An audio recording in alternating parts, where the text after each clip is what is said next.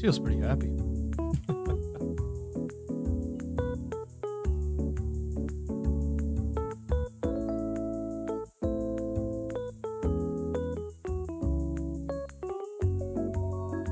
I have done it!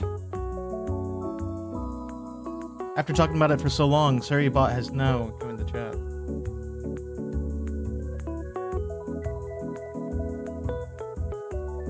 Which is about time, but it's on me for taking so long to get it in. All right.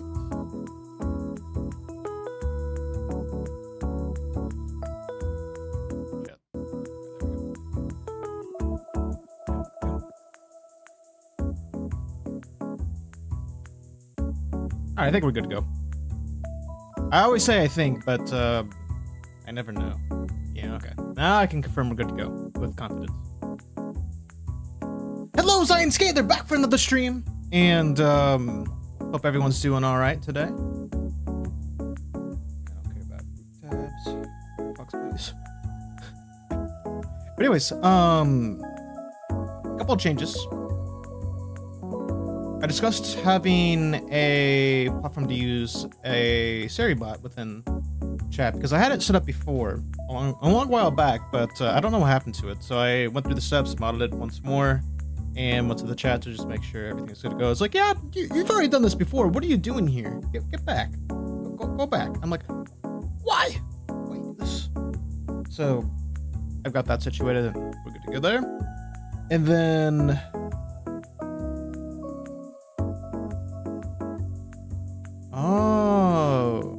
what if I delete group? Oh shit. Well, I don't want to do that. I'll do that after stream. If I said that goes to music. There we go. We're back in business, baby. I haven't seen Mozilla Firefox, that's my main browser I use, have a way you can group different things together. So I find that interesting that it tried to group some of my tabs randomly. I don't get how it works, but if I move this before, and that's a new group. I didn't assign a group. That time I could press cancel though, but yeah, that is interesting, to say the least. But yeah, delete one of them and it deletes all of them. Alright. Enough playing around. That's the first thing I did. The second thing I did, which I need to pull up the name for, I have installed streamer.bot. I have two chats. I can watch both chats at the same time now. That's basically it. I think there's a way, which I want to research more, I couldn't figure out with, in which you can use the bots to print to YouTube chat when someone speaks in either chat. So if you're typing in YouTube, let them do it. If someone speaks from Twitch, it will print the message from Twitch into their chat. I've seen people do that before. I was trying to research how to do that, but I couldn't figure out anything. Cause like, wait, what tool do I even use? So I'm assuming I have the right tool, but it's just a matter of figuring out how to use it. Anyways, that's basically my update. Today I got the day off, so we're streaming again. Boop. Yep, you guessed it. I want to finish up the event we started yesterday, and then I also want to work on the card game again. So I want to do both and get to a good place where we can words. For now, though, we'll do a little bit of practice, same old, and get ourselves familiarized again with the process of warming up. Coding. If you can tell, my English is lacking today. Rather, my thought process. I see. A, B, C, D, D, D, A. D is 3. Oh, okay. So we're looking for the longest repeat of characters. I got it. Let's next char. Let count equals 0. Let I equals 0. I less than.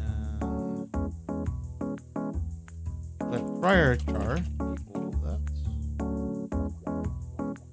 Stop length. Plus. I'll never understand IDs whenever they make you assert, like, automatically fill in different symbols, and it's like, I don't want this to happen.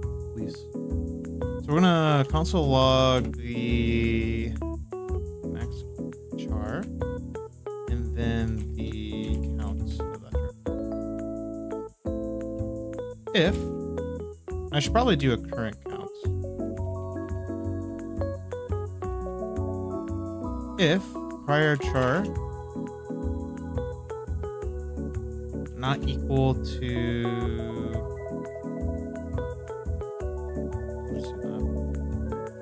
rather, if it is equal, well, we'll have both scenarios anyways. If it's not equal, we're gonna set prior char equal to s of I, and we're gonna set the current count equal to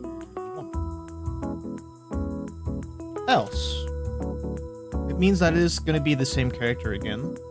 If let's see, if current counts greater than counts, we're gonna say count equals current count, and that's all we're gonna do. So the name of the game is find the longest sequence of the same character and show how many times it's printed.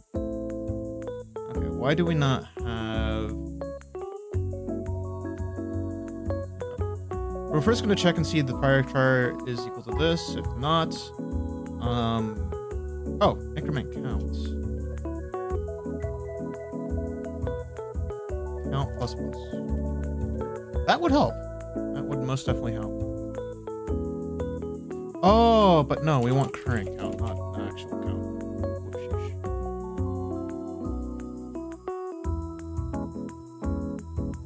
Oh, but I need the prior char. Oh, max char. Okay. Max char equal to s of I. There we go. Now we're setting it. And that should take care. What the heck is closure? I've never heard of closure before. Failed one. Okay. So.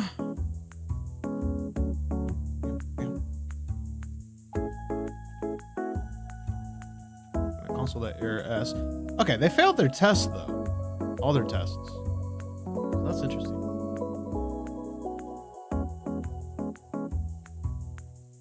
Oh! Okay. Second test is right here, and we have all characters only printed once, which I thought we had taken care of, but current count is greater than count, strictly greater than. And I thought that would be the case. Which count? We start with 0. Oh, because we don't do anything here. Okay. If current counts greater than count, then we'll just do the same thing again. Which is a bit repetitive, but if it works, it works. 0% on VB.net. What are these languages? Okay, we're just gonna go for as fast as we can go. So as long as this passes, I'm submitting. I need to find the option which automatically allows you to upload your code. 5 seconds. Dang, what a close call. But on this one, this is an interesting find because we have a. Simon says I like that name. We have a regex expression, and in that regex expression, we're maximizing. This is interesting, actually. We're maximizing the occurrence of a character. I'm trying to guess because I can actually read what this is without going through the tool. Max by _1, which is just a shortcut, and the first position, aka with index, and then finding the size of them. Whatever the maximum is with consecutive characters, I'm assuming that's what that /2 is denoting. Because I've never seen 2 being escaped like that. Okay, and then M1 is going to be the length. so that's the size. And M0 is just going to represent the... Oh no, just kidding. M1 is the actual character, M0 is the size. Okay. And then we're putting a space between the two. That's actually nifty code. Mine is just like, alright, we're just doing this explicitly. But this is just fluid, straightforward. I like it. And this shows, because I'm not built for competition. I'm not built for speed or efficiency. I'm built for readability.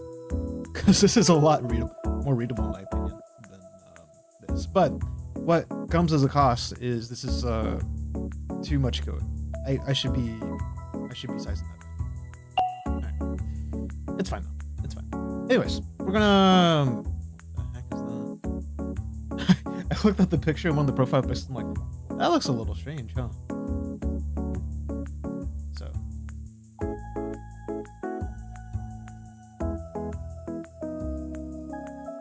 Also, I'm opening up.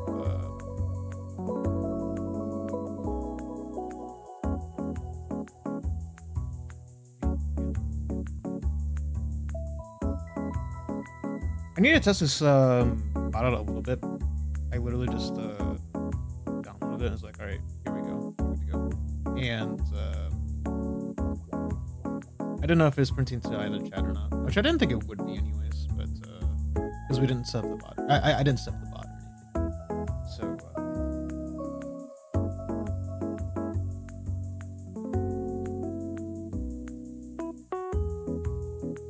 yeah, it's interesting because the tool also has a lot of things you can do with it to customize. I've barely touched it, but apparently you can set shortcuts on persons, and you could do like certain actions, which is pretty cool. I still want to try I want to try the language D or D-lang at some point. Oh, that's the guy from Lost Round. Nice. I'm hoping they finish before me. Because they have the efficiency down. They have the efficiency. It's not easy to read, per se, but maybe that's just my inexperience with Ruby. But they definitely got clean code. Ah, never mind. Oh no, that's someone else. Okay. I think that's one of the bots. I forgot that I could just press the launch clash button. I wish there was a way you could choose what mode you play. Because you could do like efficiency in code or time. Okay, fastest. 1R. That's 5. Okay. Given the number n in a direction S, you have to output the sum of all the numbers of the keypad that are in the direction starting from N, not included. If there's no number in this direction, outputting nothing. The directions are up, left, down, and right. So if we go from 1, which is bottom left, and we go to the right, we somehow get to 5. Which I don't get why we go from 1 to 5. We go right. You have to output the sum of all numbers on like key. Oh, okay, never mind. 2 plus 3. How do we want to do this? So I could do let rows equal 1, 2, 3, 4, 5, 6, 7, 8, 9. So we do that. And then we choose a direction for the number. Wow, this one's actually a toughie.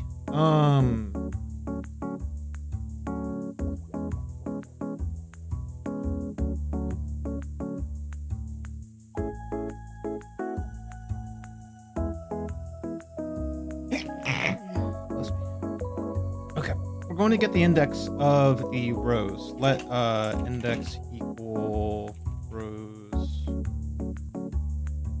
How do we determine the position though? I could just do this instead.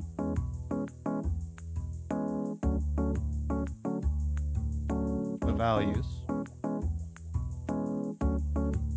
Index of, and then we just choose the number. Or technically this way we just have index minus 1, or n minus 1.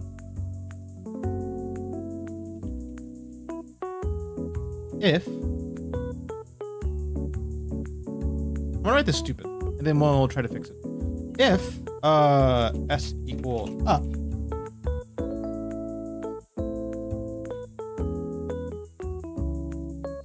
That means we go up, we're adding by 3.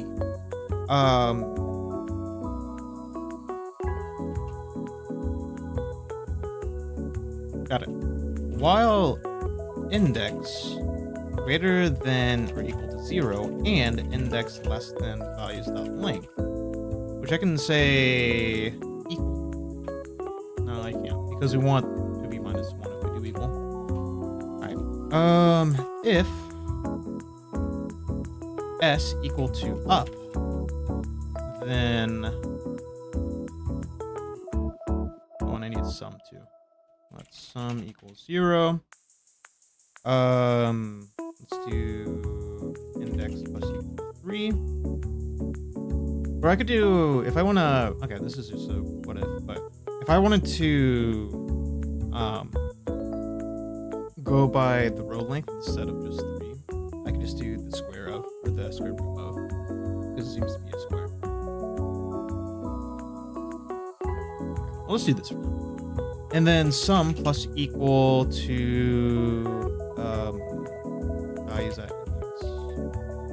Okay. Else, if sum is equal to down, we do the same thing. Index minus equal to 3 instead. And then we take the something like that. Else, if s equals to, let's go left first. Then we want to subtract by 1, and so we go to the end of the range. So let's say we start at 6.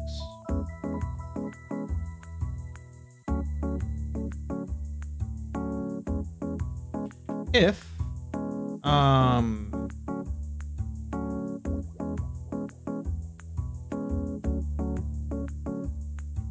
index mod 3 equal to, let's see, we have n minus 1, right? So that's the index position.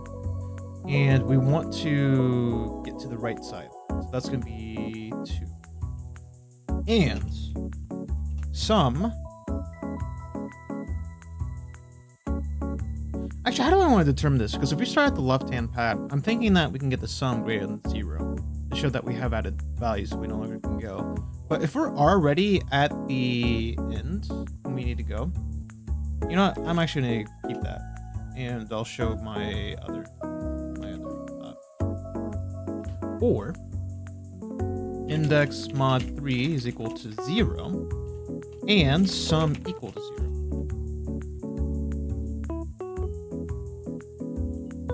Great. Else index minus and sum plus equal values at index. So we'll do that. And then we'll do the same thing for right. Which I'm just going to throw in a caveat that it's possible there's another value that's passed through and we don't want that, so not necessary here probably. We're going to switch this to 0 and we're going to switch this to 2. Which I don't think that is the case. Yeah, it is. Okay. It should work. I haven't console logged anything though, so that would not help. Okay. Console log the sum. Test. Oh, I haven't done nothing. Sum or nothing. There we go. But we do have an issue. Wow, we have quite a few issues actually.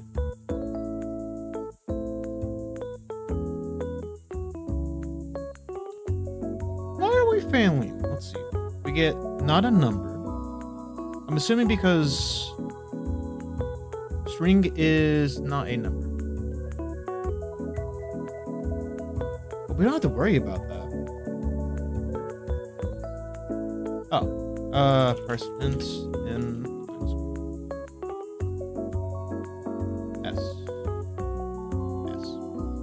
Though s is a string, n is a number, so I don't even have to parse this, so I don't even know what I'm doing. Someone already got the answer, nice. And Python too. Nice, nice.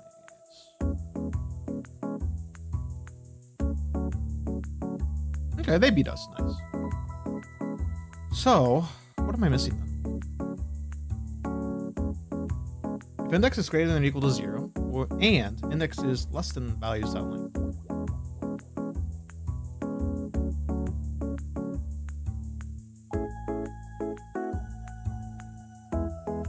We get nothing because sum is 0. Why is sum 0? So this is the exact example we're using. We'll console log the 2 bits that we're given them. Should be the same. Should be the same.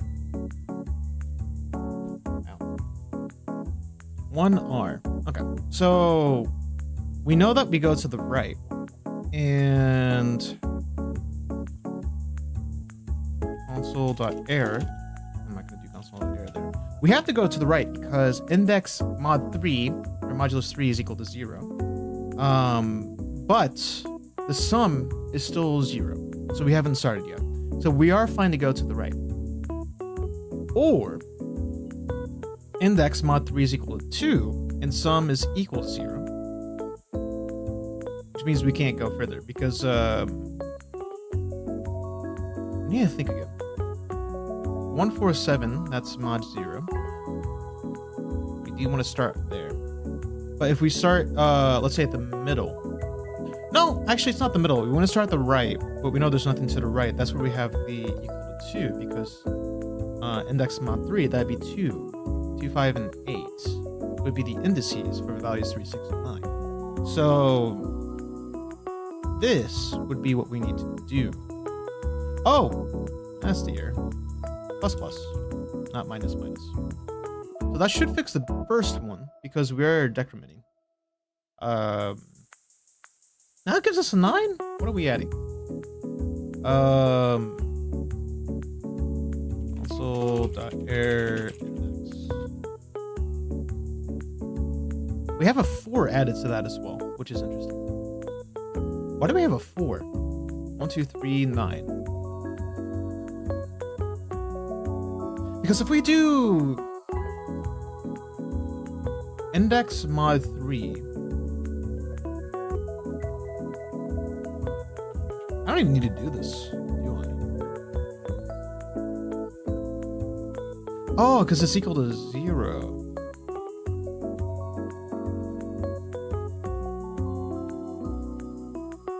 Yeah, we just get a 0. 1, 2, and 0.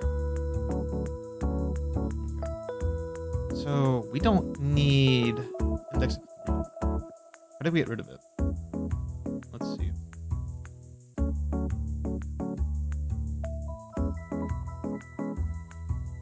Console.error index mod 3 and sum.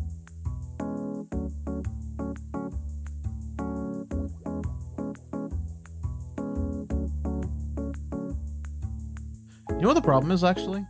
We don't increment the index unless we go inside that loop. No wonder. No wonder. And that should fix it. Keyboard should, but we'll see if that actually does. Nice. Beautiful. And then we'll figure out what the other issues is. But we go up and we get nothing. Why do we get nothing? Index plus equal 3. Sum is adding the values at the index of 3. So we start at 1, we should have 4 plus 7 is equal to 11. Which means when we increment by 3, what are we actually getting out of it?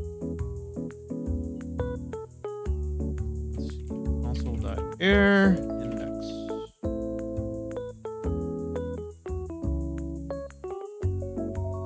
This top portion already. 0, 3, and 6. So we're fine there. Because we are calling to the place here. We are calling to sum plus or equal to values at index. Though! No, that's fine.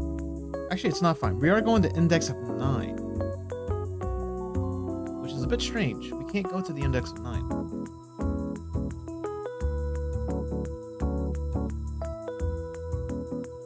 I'm assuming that's what's shifting the values to get outside the range of the number. So it's looking for index 9, sees that it's not there, and it doesn't like it.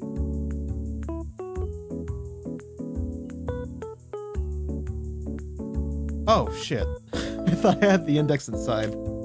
No. No, cancel. Why are you doing that? I just want to do that. Hover span. Sometimes they're a pain in the booty. Yeah, it goes to not a number, which is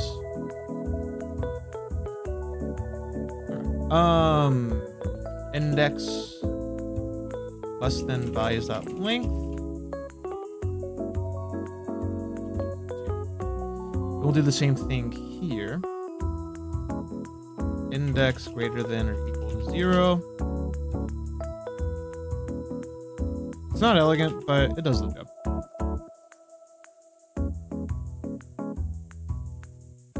While I'm there, we'll test the other 4.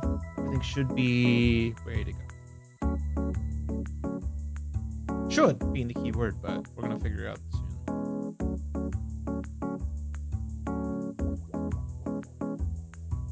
Alright. Seems like we're looking good. Nice. Whew. 60? Oh! What did I miss?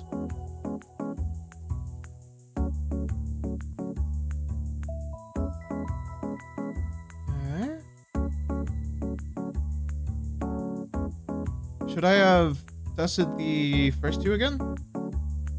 I actually don't know what I missed there. So this seems, I'm excited to read this as well because it seems like a very elegant solution. Okay. So they did have the 2-dimensional array approach. They include an array D.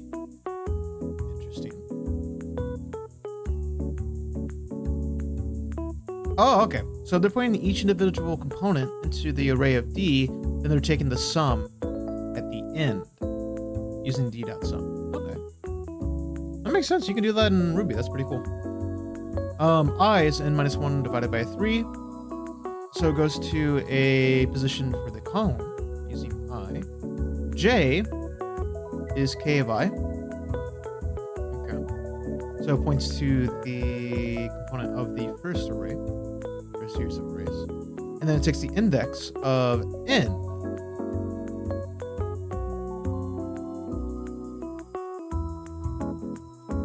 Now that one confuses me a little bit. Why are we going to n? Gets to I, which is just what we need to. Unless it gets to I, it's a bit different because it's not a gets.chomp, like S. So that might be a bit of a different component to it. But, that's very interesting. Okay. So they loop I to 1, I plus 1 to 3. And then take the, I don't know what the symbol, the horizontal bars represent with X. They push a value of k of xj into the sum. So they're pushing it to the array. Or adding to the end of the array. I'm not sure if it's end or beginning. I'm assuming end. Within Ruby. Okay. So they're either doing X or they're doing I, which they replace I and J respectively with X and Y. Okay. Interesting. Again, very elegant. I like that. The other 3 unfortunately did not make it. I'm sad though. I thought we had all 5 scenarios tested because we got the first 2 right. It was just a matter of reorganizing it. Damn. We'll do one more. And I think that'll be enough to get us started for the events again. Which we got pretty close, I would say. Crossing my fingers at least. I'm hoping we got pretty close. I'm trying to remember what we got stalled on yesterday. It was whenever we were trying to deal with the hexagonal components of moving up and down. And we tried to adjust for that in a certain direction. Because we can go bottom right on certain rows, but we can't go bottom left on the same row assignment, but we can go bottom left on some row assignments. Same with going top left and top right. So I need to figure out what that's about. So I think by the time we ended with it, it wasn't even producing anything. No trail whatsoever. I was like, wait a second. I just changed a few things. I touched one little thing and it breaks everything. So I need to figure out what that little thing is. Hopefully it's not too bad, but who knows? The simplest bugs can take hours to fix, maybe even days. Okay. Multiply the even integers by 3 and the odd integers with 5. Return the sum of all. Let sum equal 0. Sum equal number modulus 2 equals 0. Number times 3 or number times 5. And we console log this one.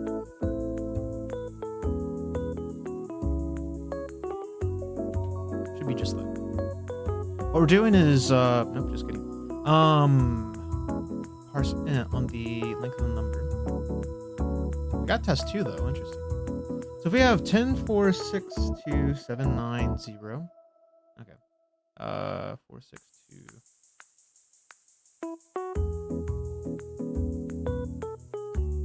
Multiply even integers by 3 and odd integers with 5.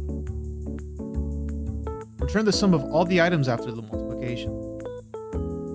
So interesting.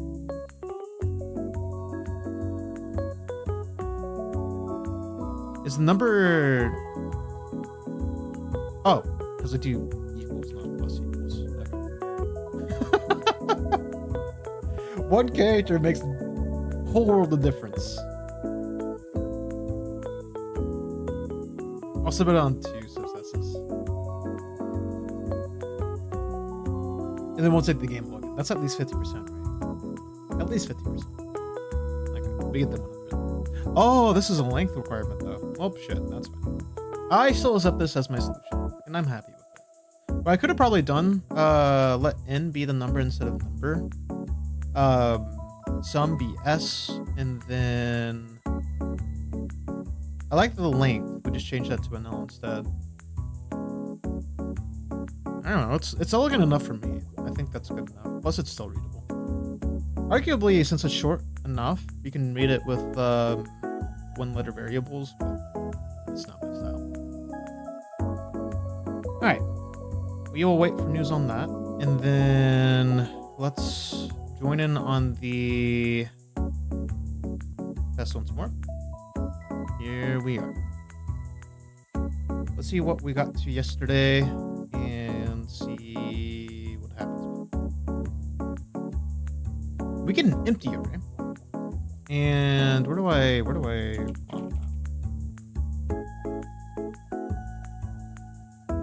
Okay. We get inputs, and then that's where we're printing one of the inputs.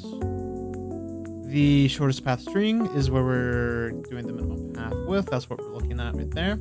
And then the get paths is the current path, which we never touch.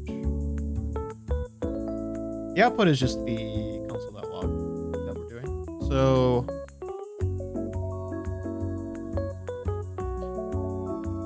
why do we have... Okay, that's a note from yesterday. Thank you, yesterday. Start here. So we're looking for hexagonal movements, and if I recall correctly, there was an issue in which we were going straight from 1, 1 to 3, 1, which was very peculiar. Why do we jump between the two values? Whenever we do a direction of up or down, we go into this block. If not, we then just try to go through the traversable path, which calls is path traversable. Which asks if the coordinate is included in the current path array, and then whatever the next coordinate is going to be. And we return whether or not this is true or false. Okay. Maybe it's the wrong truthy. Let's see. Nope, this is correct truthy.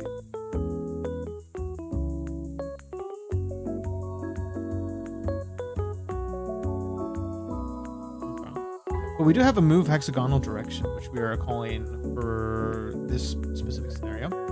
If not, then we're just going to move... Because we do start by checking the new path, checking the last coordinate, and then if last chord equals end chord and last chord is equal to end chord, so if x and y equals, that means we made it to the path. We made it to the end of the path. And that is what we're looking for. And then if new path is less than that length, we replace it with the minimum path and return, meaning that we're done with this iteration because this is a recursive function. which I don't like that as recursive, but for now, that's what we chose to do. You could probably make it non-recursive by calling it a loop, which gets a bit messy. It's a bit tricky. We can use a stack trace with, yeah, not a queue, but a stack, I would say. And then utilize that through a control loop, call the method once, and we're a bit good to go. Though, we call this method right here, we'd have to integrate it into the full solution somehow. For now, though, recursive, as long as there's no further issues, it's good enough. Okay. So we've got a lot going on. And again, this is one thing that really makes me wish there was a debugger I could use rather than just constantly, rather like a breakpoint system for the debugger. But what are you gonna do about it, you know? You gotta use what you gotta use.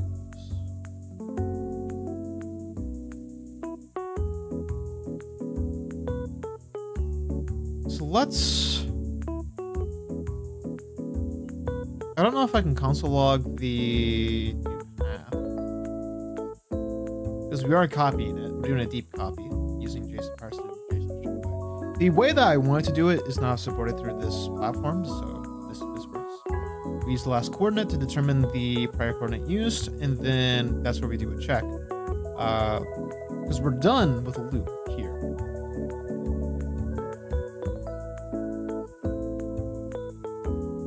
This is the only return we do. Otherwise, everything just completes and we're done with whatever we're given. Do we return anything? No. Everything's always going to be void, so... I just need to figure out... Is this the culprit? Let's do console.error for the last chord. I'm going to temporarily remove this console log or error. And we'll see if this actually gives us any information we can use. So we have 1, 1, 1, 1, 1, 1, 1, 1, 2s, 1, 1, and then we're just done. Why is it that we have a 1, 1? As a matter of fact, we use an end coordinate. We should also use a start coordinate somewhere. I just want to make sure that that is not interfering with what we're trying to do. So start.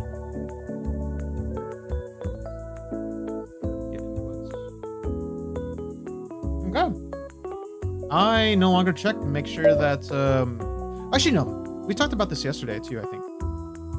We don't check for start coordinate directly because we include the start coordinate as the first item in the array, meaning that if we go to the start coordinate again, we already have a check which verifies whether or not we have visited the start coordinate, meaning that if we go back to the start, that's an incomplete path, we return it, that is not the path we need.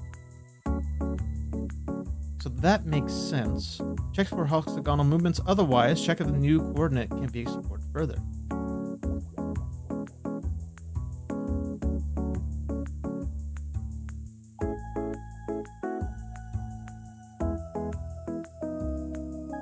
Oh, you know what?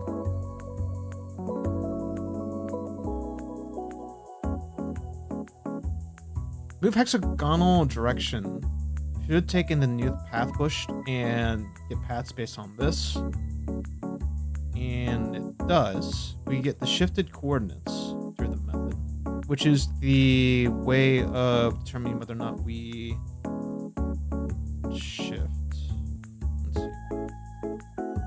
Shift the coordinates at coordinate and direction. We provide the direction of left and right, and respectively right and left. Because if we go bottom right, we determine that has to go in the 0, 1, 2, 3 to 4, third to fourth row, index wise. 0, 1, 2, 3, 4, 5. 0, 1, 2, 3, 4. Okay. So the fourth to fifth row, aka the third index to the fourth index, we go bottom right. Meaning that the original coordinate the last coordinate has to come from the third row, meaning, or third index, meaning odd index, and then the fourth index is where the new coordinate should be located. And that's just only doing a direct movement down rather than bottom right. We're only shifting to the left or right by 1 in these two scenarios. So that's how it should be. Because all values will have a neighbor, will have hexagon neighbors.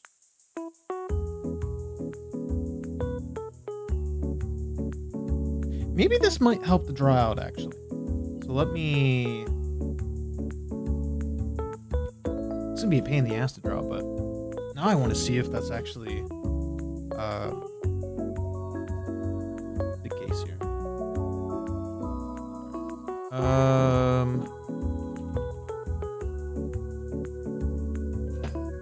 Okay.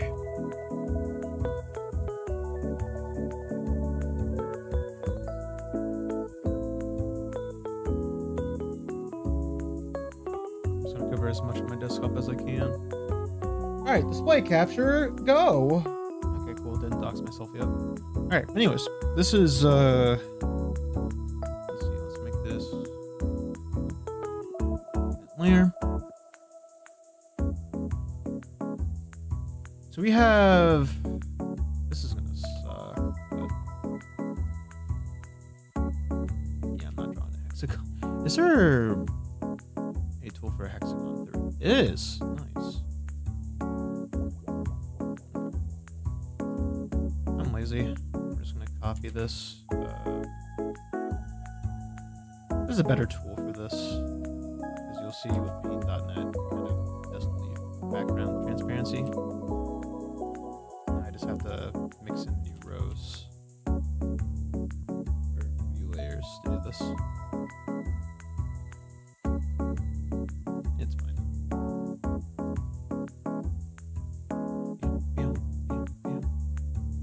1, 2, 3, 4, 5.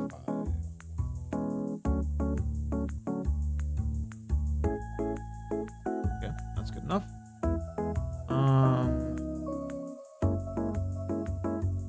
Merge layers.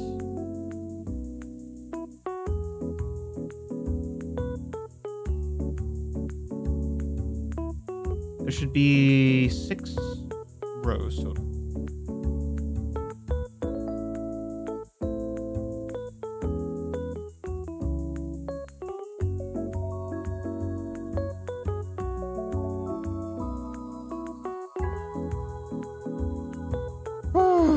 신나? Yeah.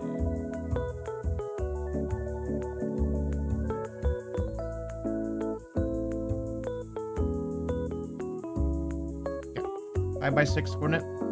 Merge these once more, and then we make a separate layer so we can draw on these without issue. Alright. So we have, I'm gonna note these as just X's.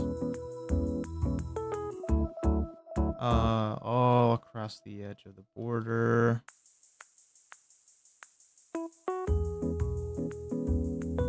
Like so. And then we see that the third has this going on. This is much easier to visualize now. So our ideal path would start from right here, or we start right here. We want to get to here. Rather, going here. And this is our end. We'll use blue to denote the path we take, which this is the only option. This is the only option. We have 2. We can go this way or this way. This is going down 0, -1, or 1, -1. Sorry. Yeah. 1, -1. So obviously, we don't want to go an extra step to the left and then go to the right. So we're going to go right to the right, and that's what we do the shift for. And now we have this, this, this, and these are easy enough because we go up, up, up. Which this, if we go by index on column, these are the same column values. These 2 are different column values, going from 1 to 2. So that's the visualization of the problem. And it makes a bit more sense now, given this kind of drawing, the complexity that we do have to check for. Because let's say, I got like that, please.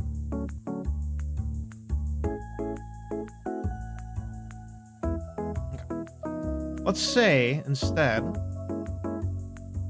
I'm gonna label these 1, 2, 3, and 4. 0, 1, 2, 3, 4, and 5. We want to go right here. We have neighbors A, B, C, D, E, and F. And all these are legitimate moves. I'm gonna call this G. You know what? Actually, let's give it a very distinct letter. Z. Z is not close to A through G unless you wrap it around, but we're not going to worry about that now. D is its own independent beast. We notice the coordinate of Z is equal to. Z is equal to, let's see, 1 and 3. So it's going to be 1, 3 is its placement because horizontal movement of 1, first column, third row. A is going to be at first column and second row, so 1, 2. B will be 2, 2. C and D are pretty straightforward because we only deal with the horizontal movement. So that's going to be 0, 3, and 2, 3. E and F. Okay, E stays the same column as C. So it's just a matter of going down by 1. And then F shifts to the right by 1.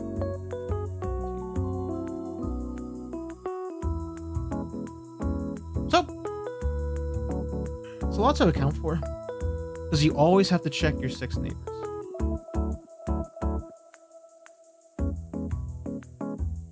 And this makes me rethink the logic.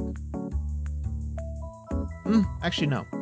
If we are going up or down, we need to determine whether or not we are going completely up or if we're going up and to the right. So from an odd row, you either go up or up and right. And then going down, you either go down or down right. Ooh, nice job, Saribot. Okay. So, this is interesting, actually, because this shows that my logic is actually flawed. From an odd to even, I'm gonna shift this a bit to the side. So we're looking at 3 right here. From O to E, up or upright, down or down right. So it has to be one or the other. From even to odd, so let's say, for example, we're going from E, right? If we want to go left, we have to subtract a column. If we want to go right, then we don't do anything. Just go up. So we go up or up left, down or down left. Because same thing. If we want to go to down left, then that has to be a shift to the left as well. If we're going down right, then it's only just a down. So the position of the row still matters. It's just that it's not diagonal as I originally thought it was. It's always going to be shifted one direction. So in that case, since we're going odd to even, let's see where we're at with this. Okay, yeah. If we're going odd to even, like so, then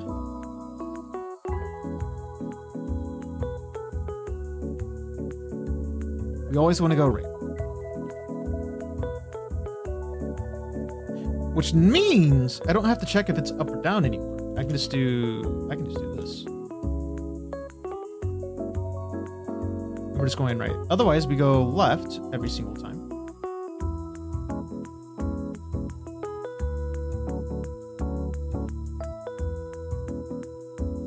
happy about something.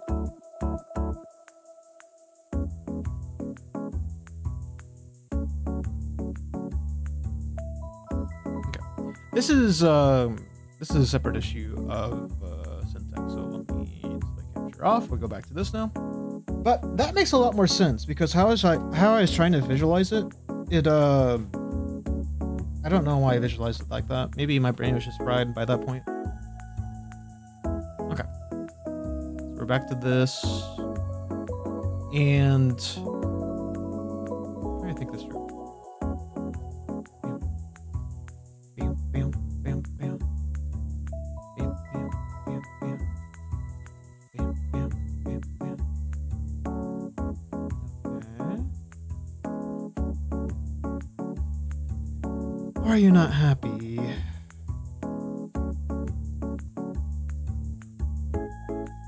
Oh, okay. Never mind. I figured it out. Okay.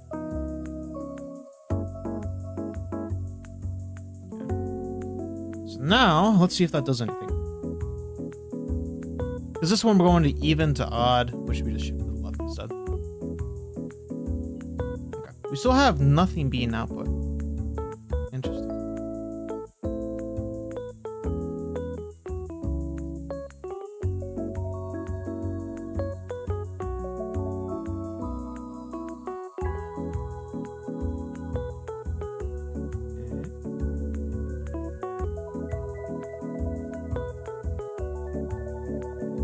Now that I think about it, we only use shift chords when we're dealing with the move hexagonal direction, which only does so when...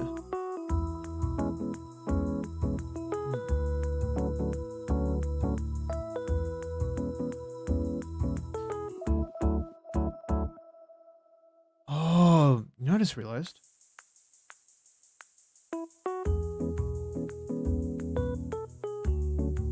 We're not doing up or down anymore. It's always going to be the diagonal now. And that explains why we're getting this error. Or why we're getting this result. I feel silly now.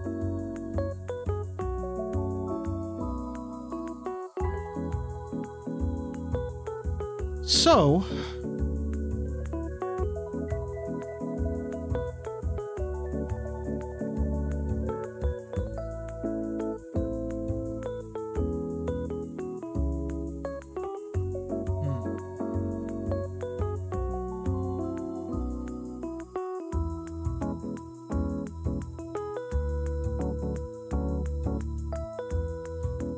what if we do this still? And then we do the other checks. So we do this.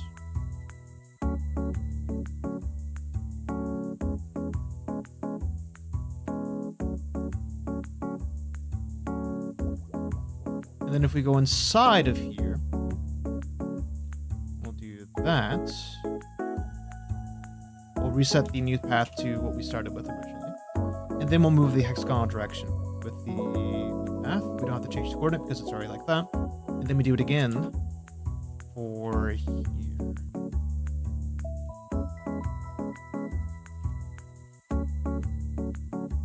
So that way, we still include the up and downs. And then if we need to go again, we can just shift and only go in that one specific direction.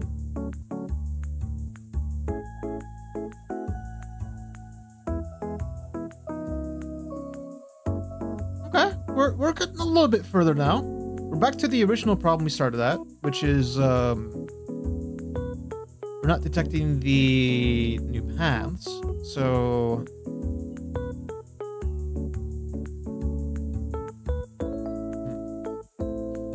0, 1, 2, 3, 4. So we want to go here. That's where I'm looking. We're first gonna make sure that we're even going inside here.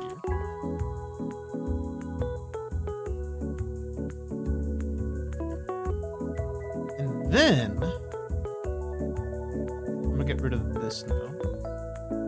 I might use it later, but for now, let me find that.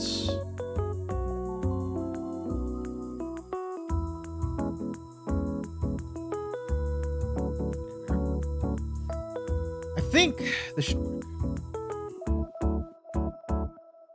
It could not work, but at least tell us what's going on. I need you to say test for me. And you did not say test for me. Okay. But we do see that the path is printing as we expected. So that is pretty nice. That is pretty nice.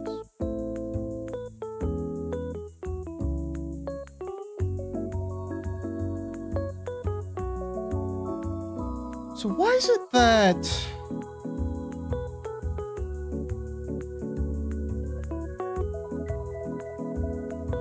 I know what it is.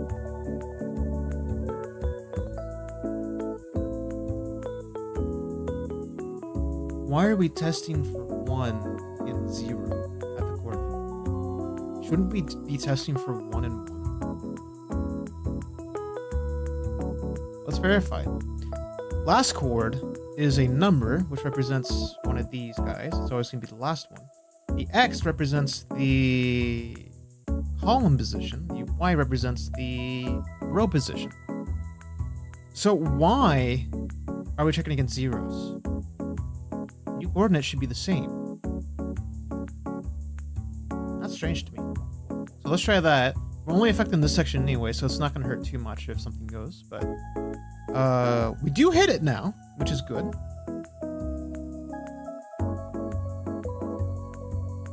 Ah, okay. So we did finally get it right. We have finally found the solution to the first one. It's just not printing correctly. Huh. End of line. Why do we have an end of line statement? Okay. I can fix. If I less than grid.length -1, then we'll just do that. Should be good to go. Keyword should, but I feel like I'm saying that way too much now. Keyword should. Okay, we still have an error. Found nothing. Why have we found nothing? Oh, I got it. Okay.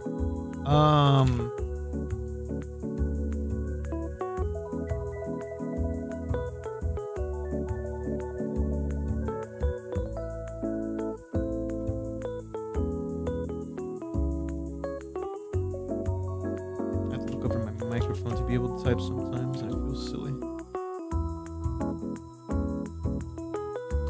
This is interesting because now...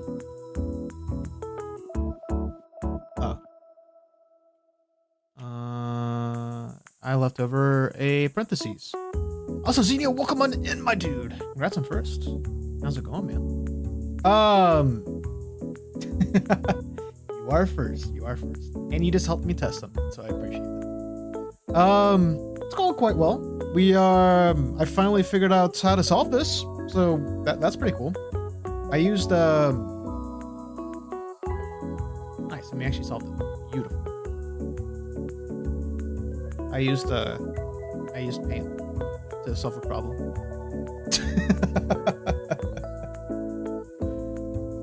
That was fun. Alright. Well, I'm gonna test this, see if it stays same. If it has another problem, then I'm gonna cry, but we'll try together. And it seems to be working as expected. So we're gonna run all tests, see what happens, and modify as needed. Do I need to make you a crown emote, Xenio, and just let you wear a crown?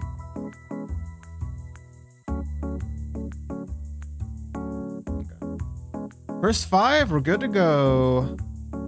Beautiful. Beautiful! A crown emote, so you can wear like a... Because you're a king right now.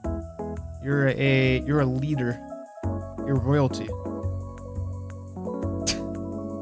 I'm trying more music because I had one yesterday. I looked for cute music. I was like, all right, we're gonna try something. It felt weird, so I changed it up today. And this one's decent, but I'll probably go back to the jazz after we finish up. Okay. Anyways, code's done. We win. I'm gonna remove anything that's not being used. I'm going to make sure that everything is listed as needed. I'm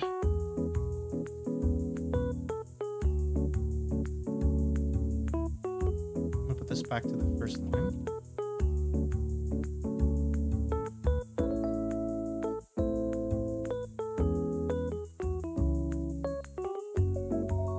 And then set the starting and set the start and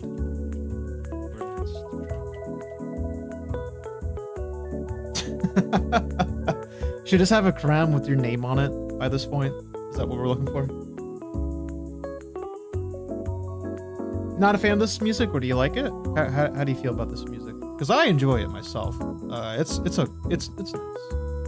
Weird, but nice.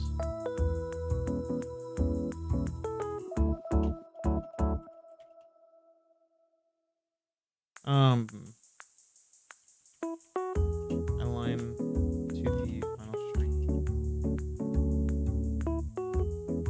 President of the #1 nation. Enskateropia? That sounds like a dictatorship. Are you a dictator now? Are you a dictator of my country? Okay, we take Guy. We take Guy. Again, I don't even use get shifted coordinates. I do. Just kidding. Never mind. This is needed. Okay.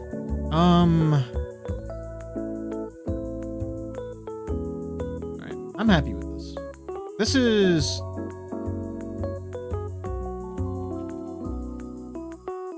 This feels like I'm writing it in Python rather than JavaScript / TypeScript, so I find that funny. You know, since we are TypeScript, let's make sure everything is defined. Not this, because that's just an object. Okay.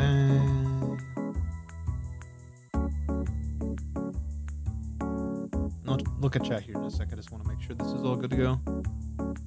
This has nothing.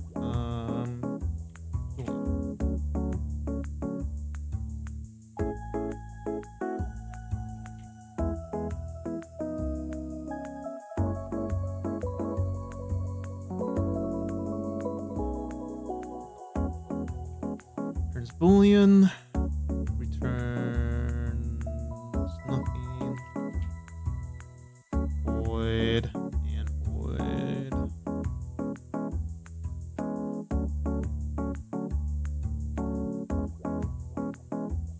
Okay. Everything's well documented, and I think we are set.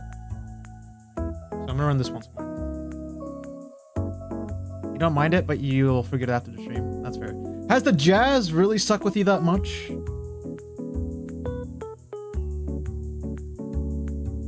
Shucks. That's just a big shucks. Also no. I feel like it's one of those kinds of music because when I was reading the description, which by the way, linked in YouTube, link if you want to check where it is. It was a they described it as being used by VTubers, being used for streams and stuff. I'm like, okay, yeah, VTubers like cutesy stuff. This is definitely cutesy. So it has its target audience. Also, look at this fucking maze. That is huge. That is huge. And that one is just immediately. All right, we're done. Nice. Woo. I reached level 9 with that. Nice! Community Explorer, and I don't know what the second one was. That's it. We 100%ed it, and then, pathfinding. I technically used the breadth first search approach, but, I didn't really use it. I just kind of said, like, okay, you're there. You had to modify it slightly because there was, some diagonals, which is a little awkward, not gonna lie. Let's rock! Okay, you can see what, these are. There's music that's used by a VTuber that you love. Do you want? Well, I don't know if it's open source or not, but share question mark. Points fingers inwards. Gives you the look.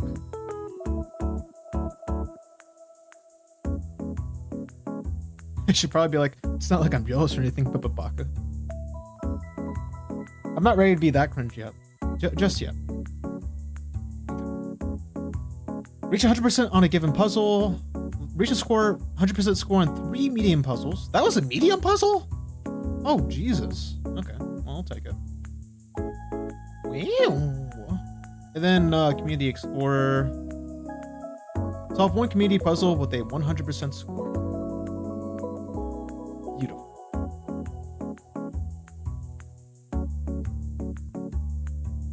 I'm gonna make this sound like a shitty thing. Context. This is completely a joke. We'll try it. If I hate it, I'll renounce it after. But like I did to her stream. Are you saying there's a her in your life? Are you seeing other VTubers you know? What is this? I'm not jealous or anything, but Babaka, but still. Okay. I actually hate that joke. I'm not doing that again. I renounce. I go back on my mistake. Anyways. I ignored that there's a music that's used by a VTuber I love. I should have made a comment on that. You play music in her stream and be like, ooh, that music is fire. What kind of music is it actually? Not like genuinely serious on this one. I'm kind of curious now. Because it gives me an insight what kind of music you like. Shadow. Okay. I can't say I'm a VTuber. I'll pull it out for the funny sometimes, but that's it. That's all I am.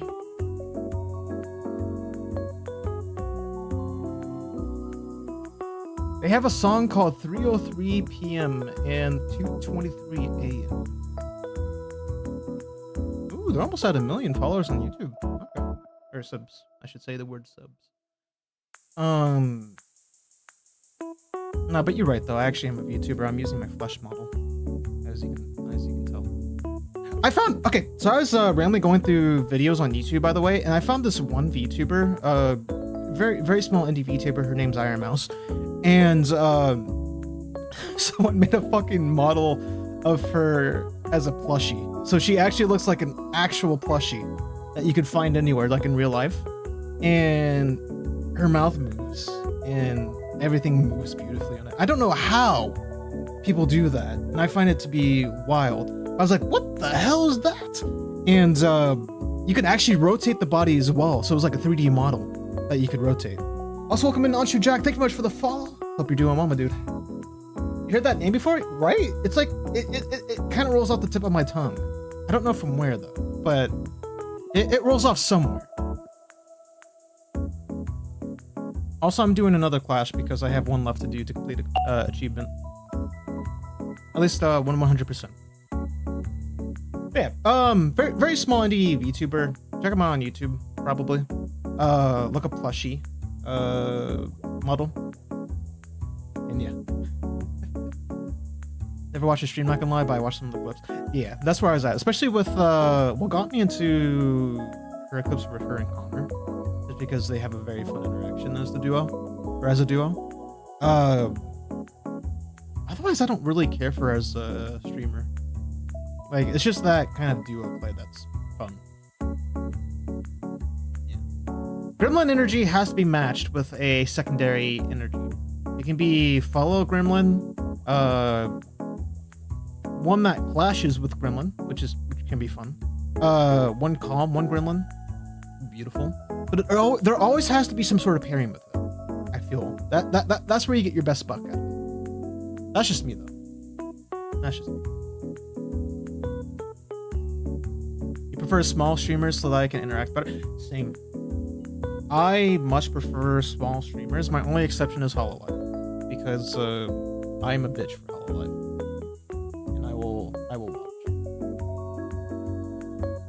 But usually I just watch clips anyways, because they have anything that can be entertaining in terms of like content, and they can continuously bust it out.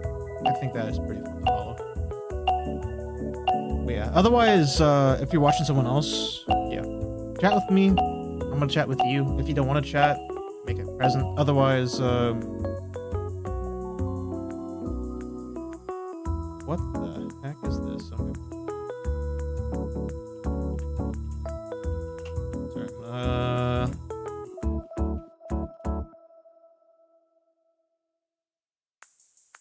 I need to do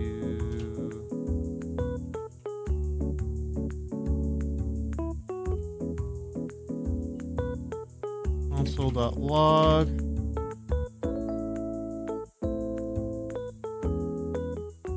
I forgot how to do it. Print a character in times. Oh, okay.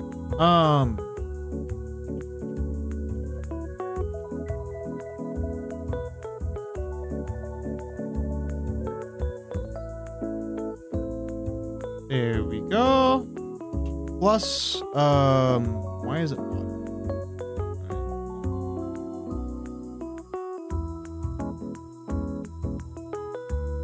Okay, I can behave now. I can go look at chat now.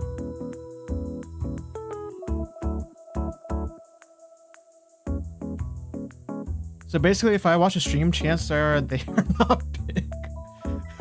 That sounds insulting. I should have just left my results pending because okay, we got the 100% anyways. I was like, shit. I don't know if I should leave that as is. No. I think I've made it myself pretty clear with how I feel about being a certain size as a streamer. I checked stats recently. I'm surprised I've been getting more views than I usually do. It's probably because of this site, because it has the broadcast option. Though I did get I did talk about when we played Binding of Isaac last. I got like 20 viewers on YouTube. I have no idea how, but I was like, damn, that's very large for my size. Usually I get like 1 to 3. I don't know. The definition of a big VTuber as well can change because meta time. As we go into the next event, aka the Bronze League in the CodinGames.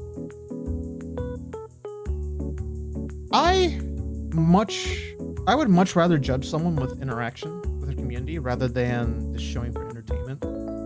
But I'm not saying judge in a way as like, haha, this is your placement. This is more so like, do a lot of people chat with you? Is it just like a one-off? Every once in a while someone chats with you? I'm the latter of the two. People I chat with, but I just feel like it definitely can set a different tone for a streamer, especially if you're wanting to chat with someone. It's a lot easier to chat when no one else is talking in the chat, but not impossible. Though I think my shortcoming on that, if I have a lot of people chatting at the same time, I want to respond to everyone. I don't like to skip comments, but it happens. It has happened in the past too. It depends. It's a pretty good game. What game are we talking about? The game of commenting and chatting. Ooh, speaking of which, I haven't had permission to really talk about this, so I'm not gonna give names, but one of my friends is trying out a new vlog series, and they're set to release their first video this weekend. As I say, because speaking of interactivity, so I'm excited for them. It actually seems pretty like. The only exception is the AI VTuber. Ooh, okay. Neurosama? I would say Neurosama, because Vito and Neurosama broke the record for the highest level of subs. And I don't know if it's obvious for me, but I liked her content when she was strictly host, because it's interesting to see how like neural links work and how things will evolve over time. I really like that. And that's why I really enjoyed about that, because my favorite game of all time is those. But it was training logic on that. Then he attached a VTuber to it, and the rest is history. But to be fair, I only discovered them when she was a VTuber. But watch it because you don't need to interact, basically. filtered. That's all I'm gonna say to that. Yes, I'm one of those guys. I don't really chat in her. I don't really chat in her streams either. I don't even really watch them. The last one I watched was that one where it was like a marathon or a subathon, and the timer was increased because of that really big stretch, that really big sum of subs. Which, by the way, that's a shit ton of money you're getting out of that. It's amazing. You get a shit ton of money from that. Level 100, you basically got 6 figures. Very, very interesting stuff. AI VTuber win. If I decide to make a program for it, then you can have Pounce on back. I'll do that.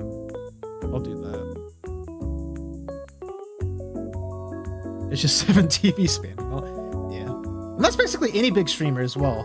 It's a kick lol or just some sort of big meme reaction. And that's just like, it's a show. It has to be a show by then. That's all you're gonna get out of it. Sometimes you'll be read. I have never gone into a big streamer and had my comments read.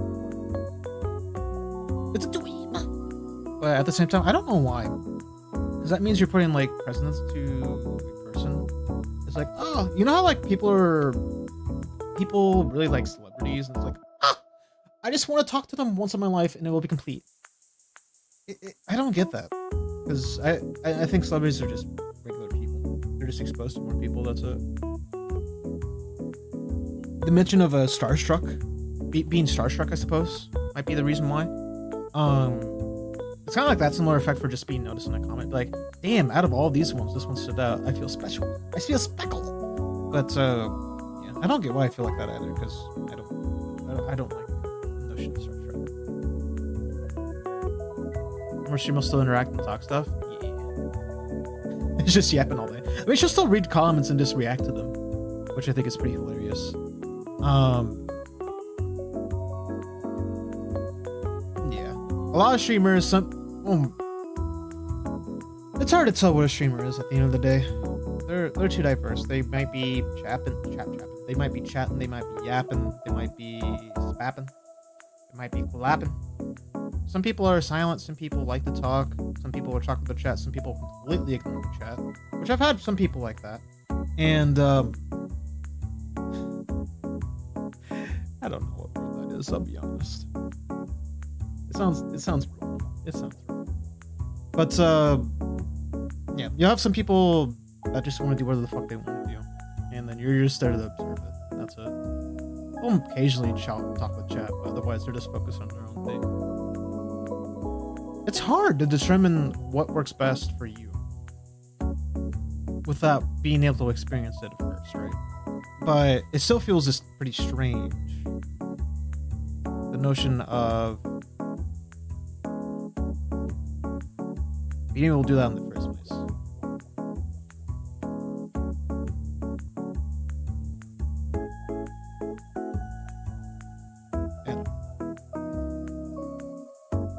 Starting as a streamer, I used to be, I know this sounds weird, but I used to be a silent streamer myself. I never talked in my chat.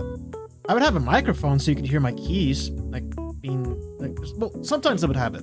Sometimes I'd have a microphone so you can hear my keys clacking. Sometimes it would just be whatever going through the game I was playing, which I only streamed those for the longest time. And yeah, there's the appeal of streaming to the action. Interaction is the biggest part because you want to feel like either you're part of the show or you're part of the experience somehow, and I feel like that is a beautiful experience as well. But I don't know where I was actually going to go with that. I don't have anything I'm going to go with. Otherwise, just upload a YouTube video and see the comments. Yeah, that's fair too. Which by this point, no one wants to see a full thing. Everyone, I mean, it's been this way for years, but goldfish attention span. Just do what you gotta do and then skip to other content. Screw everything else. But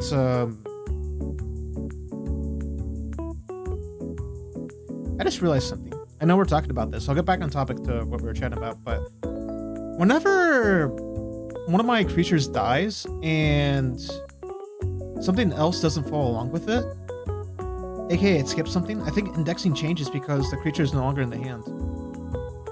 I need to verify that just to make sure that everything gets a chance to attack whenever it's on the field, because it costs nothing. The only mana cost is drawing the card, and that's it. But I remember last time we have attacks that are not legal, and that's because there's guards now. But you always have to attack the guards first. So I need to update the... Yeah, right here. Thank you, passed me again for leaving notes for me to use. YouTube videos is also filled with a whole lot of BS. Exactly. Especially for people that want to monetize.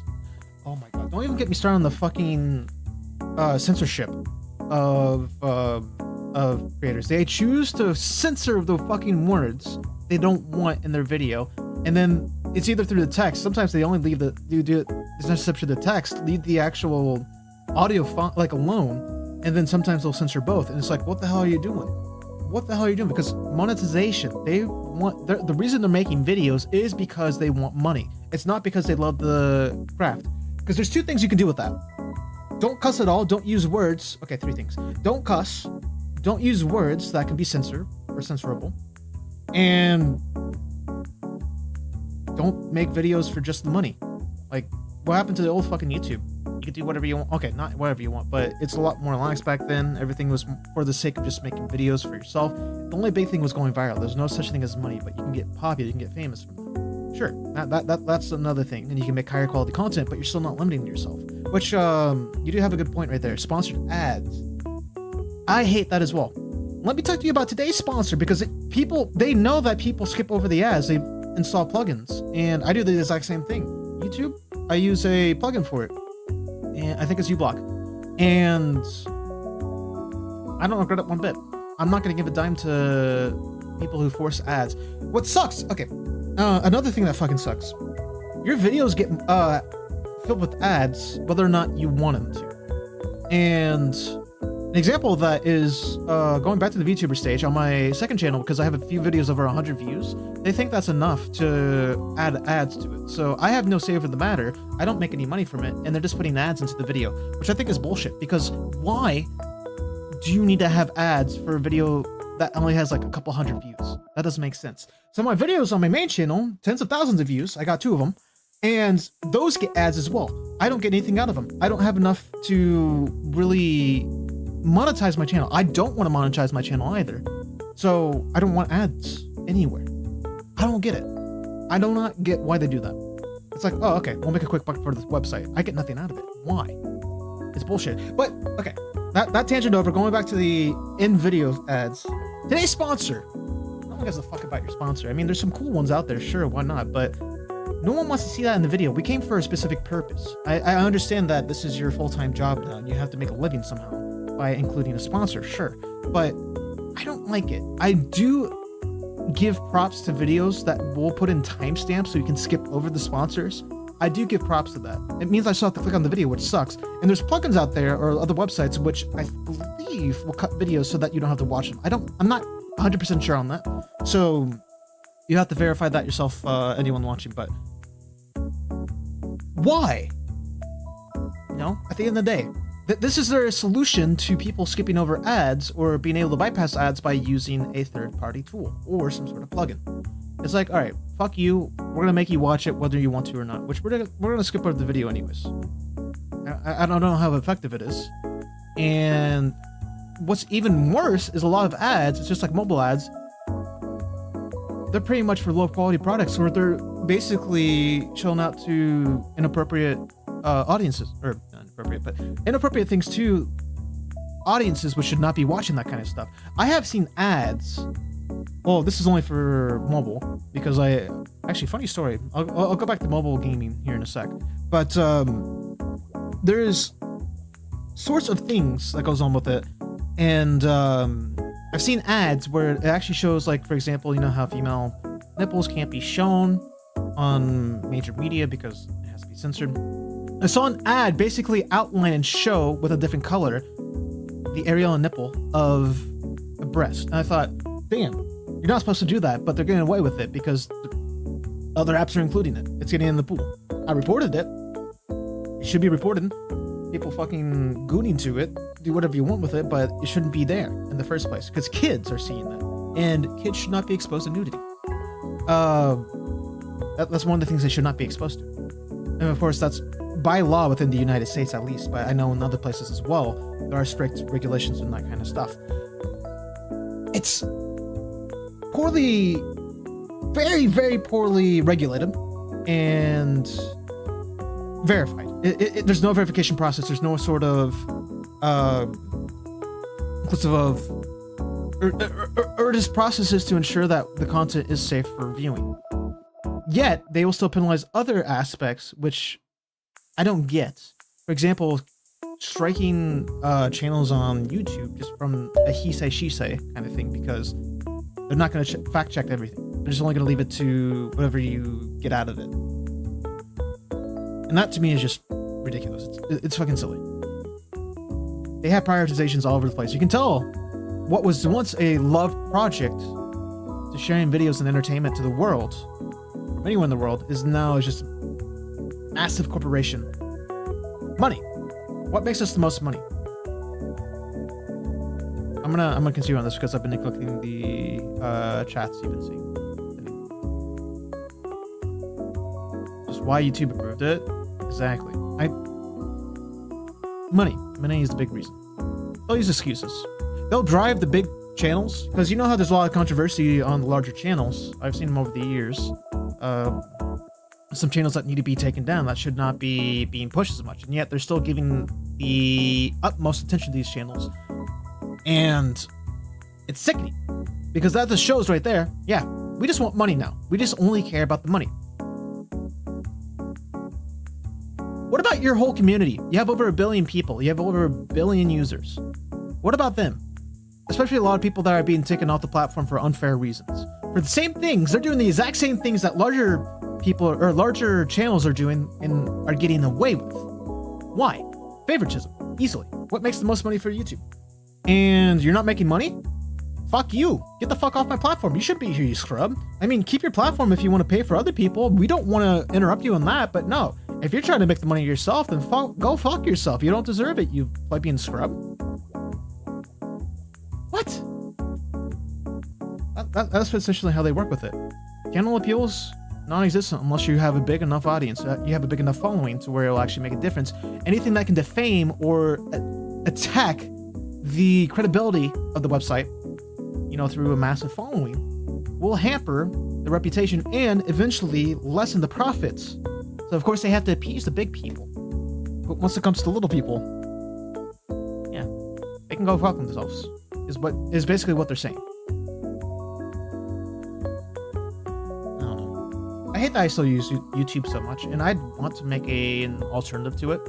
But if you make an alternative to a platform, it's not going to get as popular. If you can get it as popular, it's going to be monetized. And the reason for that is it becomes so expensive to maintain, you have to at least draw funding from it. Do people want to pay for that? No. What are your alternatives? Get sourcers that can sponsor you, aka through ads. Let them sponsor things themselves. Include links you can click that will earn you a pretty penny every time someone clicks on it. Man, I'm talking really, really big into this. And I think I got just about everything out of my system.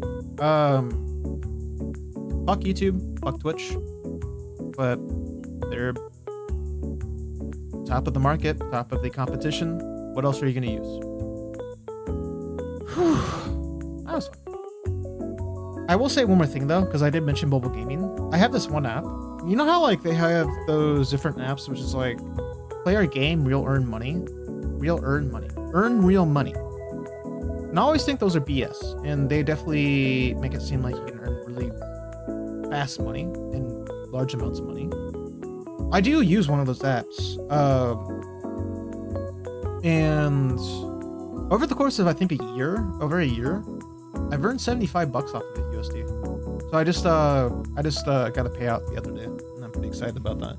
But it's so much work you have to put into it, reasonably of course, because it's advertising. They're paying advertisers to go in, and they reward the user. They of course have to also get money out of it too.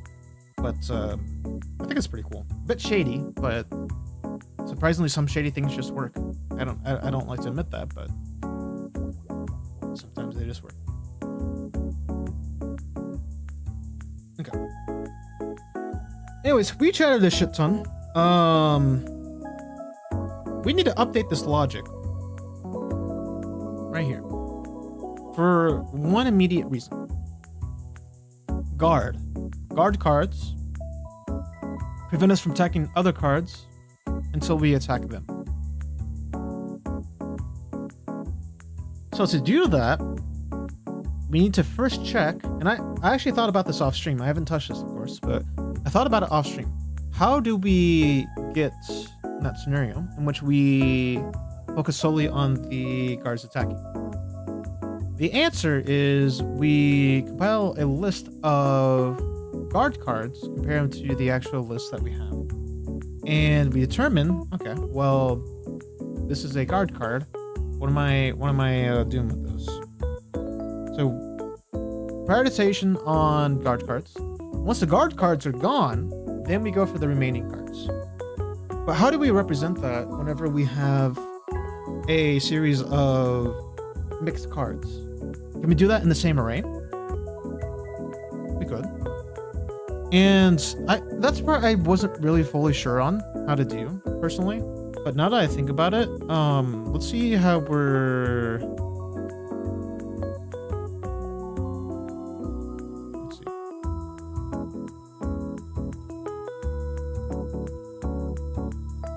Opponent's active cards. Okay, there we go. We're looking for max attack and max defense. Based on those criteria, we are choosing which one to use or which one to focus on. And then we want to choose the card based on those choices.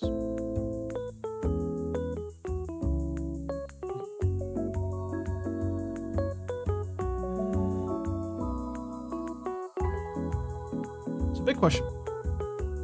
There's two ways of doing this that I can think of. How that's actually going to work is another story in itself. First option, we leave everything in the same array, flag when there's a guard card, and immediately replace something that is not a guard card.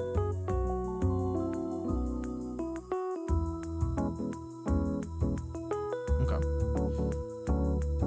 And how we flag that will take a bit of thought process to correspond to. The second option is we make a separate array for the guard cards, and then we focus solely on those first, which then you have to determine, okay, if we have guard cards, how do we keep track of those cards?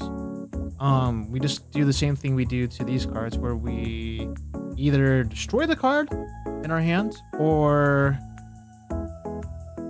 which we splice it, or we just reduce the attack, but we have to do it twice now. Okay. So I think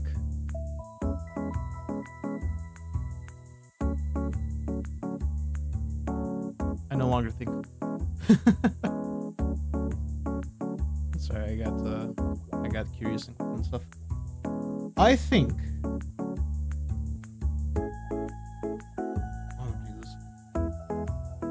I want to go for the second option for now. We're gonna keep an array of the guard cards, and then we're going to focus those.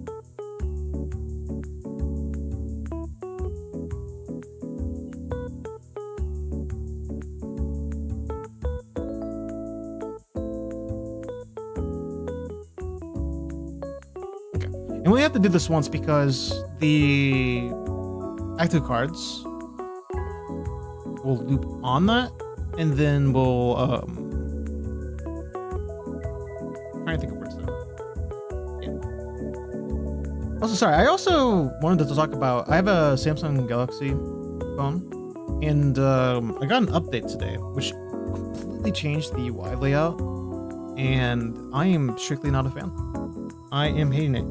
Whenever you drag down to see like notifications and like options you've chosen, it now has to be swiped instead of showing everything in the same page, which feels just very, very annoying.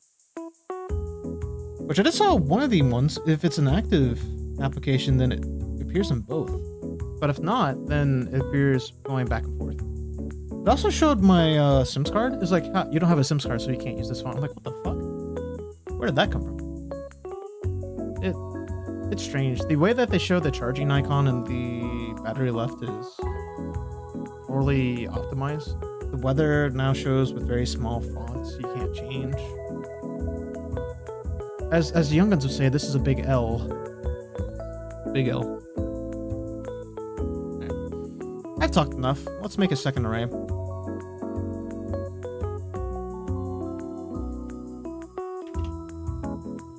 Let's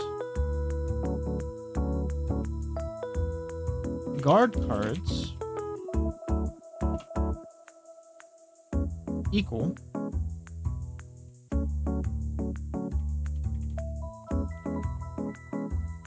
I'll say opponent guard cards dot filter. I need to figure out how to filter again on an array.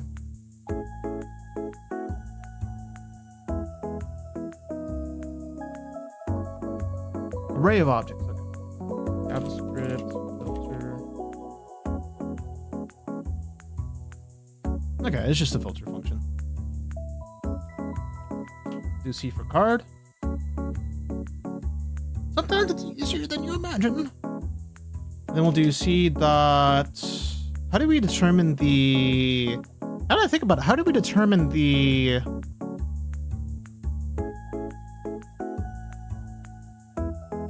Abilities. Okay.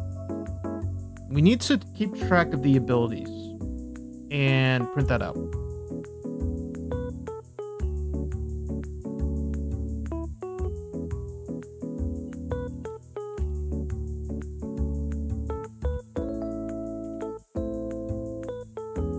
So, I'll quickly do that. Console.air. My hand cards. Actually, I could just do abilities. Because we'll just do it on the draw of the 30 cards and see what it outputs. If it's a single letter, great. But I imagine that abilities may be shared at points.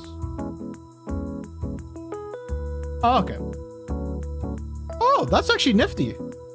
So it just gives a letter on each, and it's just a series of strings. So if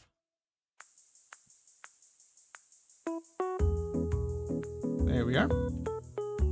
See that abilities includes G. And that's all we have to do. Bonus active cards. Yeah, I did. Okay. That's pretty straightforward.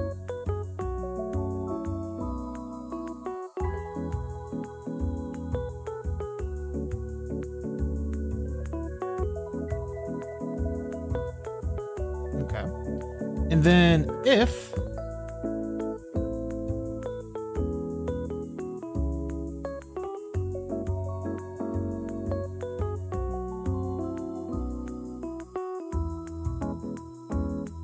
I have to be a little more creative on this one because there could be two indices that we use, but I only want to utilize one indice.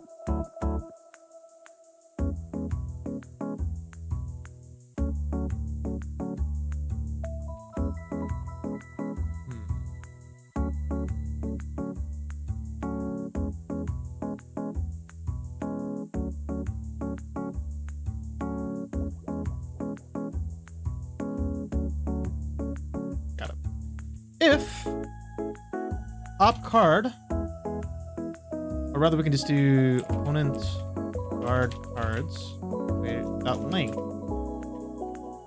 greater than 0 and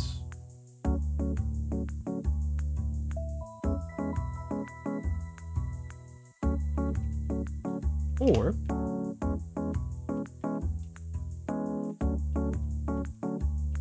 and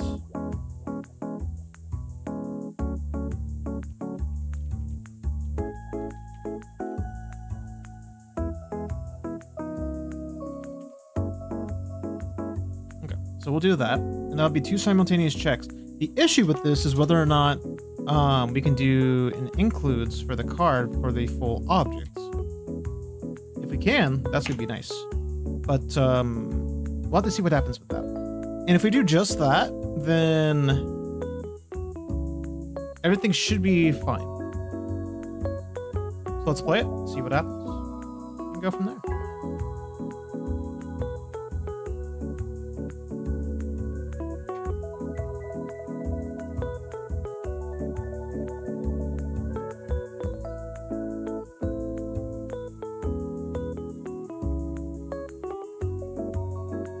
Actually, let's go ahead and play it. Okay. So we have a card on the field. Oh, I did forget to reduce the cards.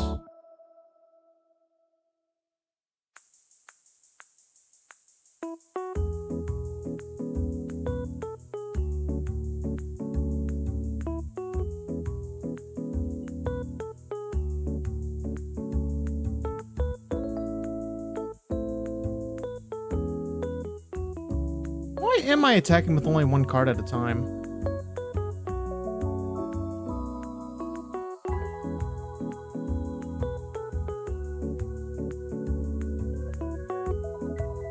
Like right there. Let's pause. Attack is not legal.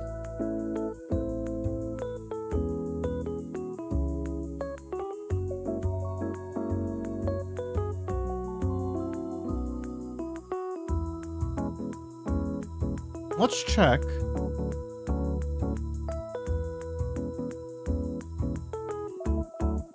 This. Console.error. Because I want to see what happens when we try to attack.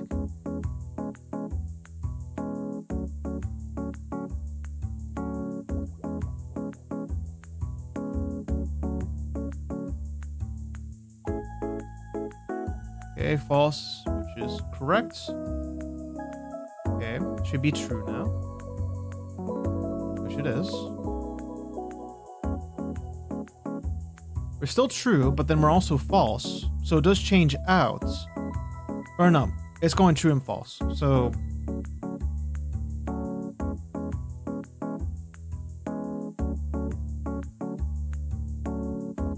got it.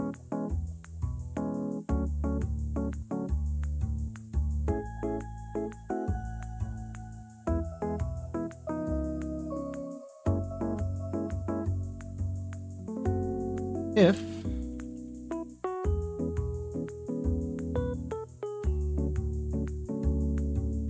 greater than 0, then I need to find the card in the same deck.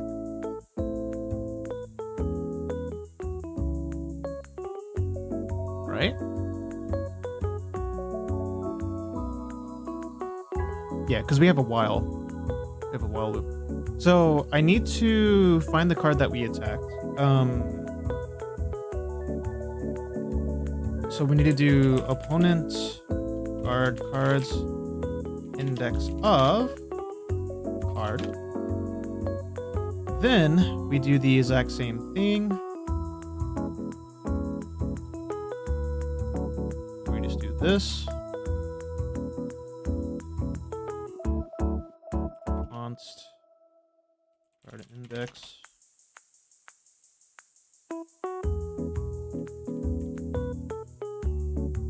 Index, should instead be opponent guard cards of guard index of defense. Otherwise, we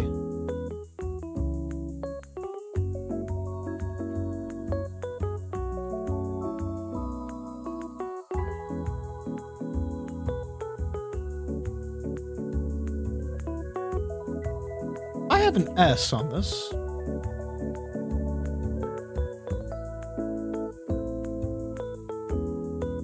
And I'm gonna keep my vocabulary consistent.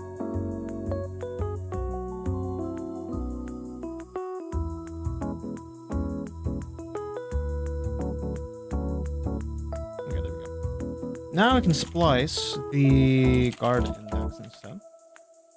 And this should take care of the secondary hand, so we're not attacking the same creature more than once. So hopefully that changes things a little bit. We do have some abilities to consider, and that'll be the secondary thing we work on. For now, let's just make sure that our fights are consistent and working. Okay, we perform actions, but we still have an illegal action made.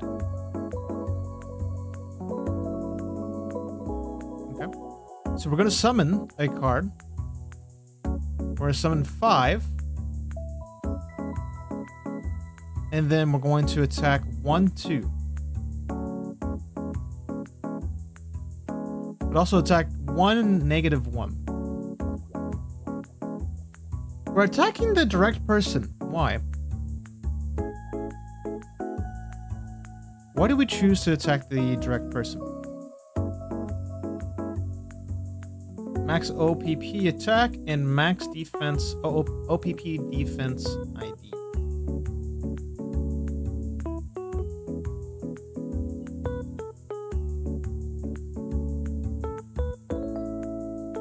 I do also want to check that we are focusing the guards. So we do have a guard attack. We're summon 2 cards. We're going to attack 3 times because we have 3 cards. 2 of them are illegal. Was he summon, or we attack 7 with 8. Which seems to work. But the other 2, we attack 4, -1. Which does not work. Okay. But we do see false, true, true, false.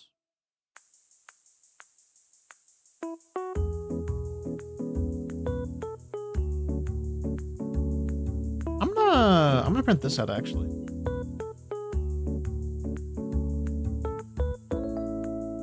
See if that gives any more helpful information.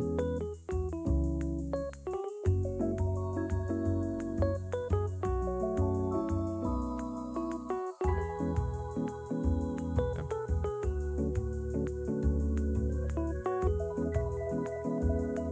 There we go. So we see that 2 of the cards have a G on them.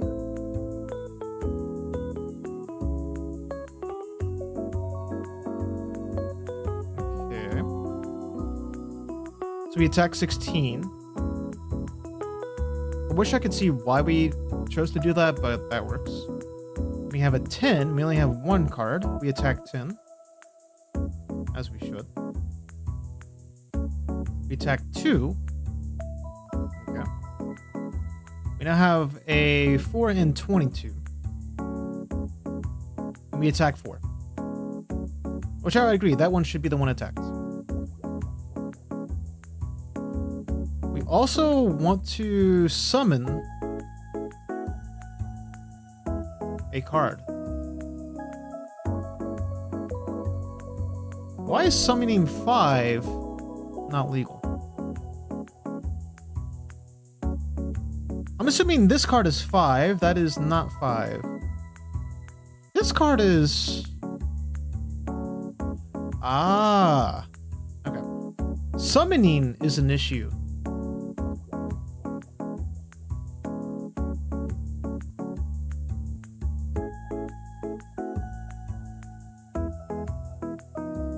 We still attack a card, though.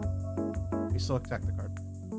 But we have a summon issue on summoning 5, and the reason is we don't have enough mana to summon.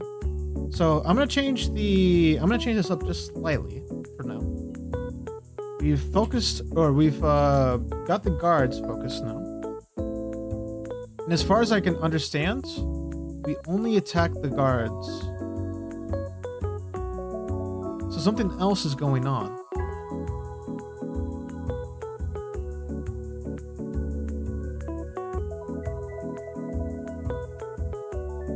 We're trying to attack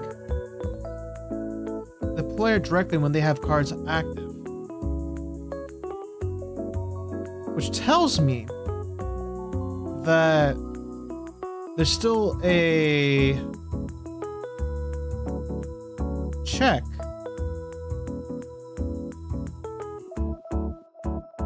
Hold on, let's see. There's too much to focus on. I should only focus on one thing at a time. But yeah, we see this is the length of 0, or length is greater than 0, and includes the OPP card.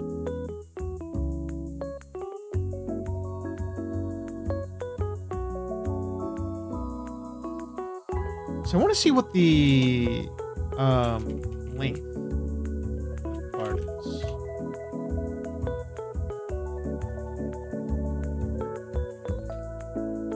Well, that should be straightforward, should it not? It'll just be 0 on these instances. So we'll check for that, and then I also want to figure out why the summoning is failing. Thankfully, it's just only this section. Where's my comments?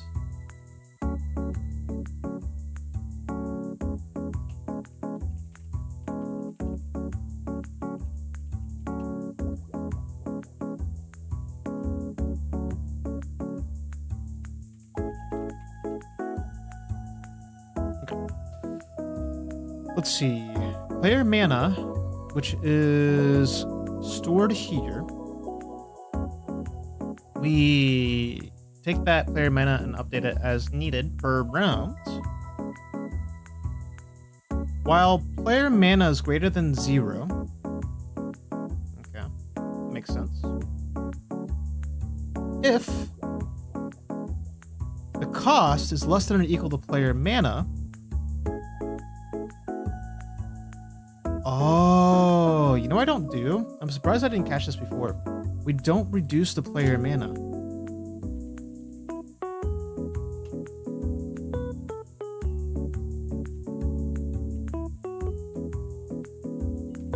So I need to figure out what the mana score is. It's just cost, okay.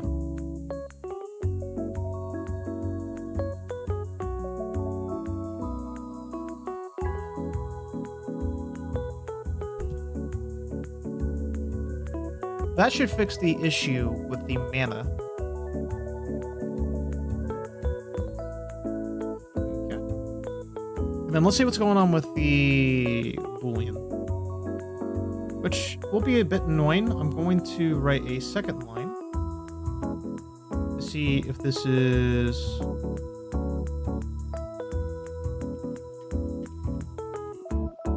red, and then I will use the prior option to see whether or not this is read properly. So we'll detail it to one specific Boolean case, but this should help out a little bit. Just a little bit. Because whenever we get that -1, that means we are defaulting to the specific card being null. Opponent card ID is in -1, which we define this to be on max OP defense. And there we go. We got an attempted option, an attempted attack on card 12.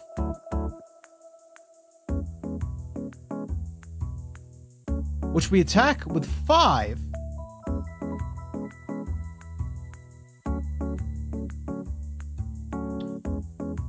What the fuck? Why do we attack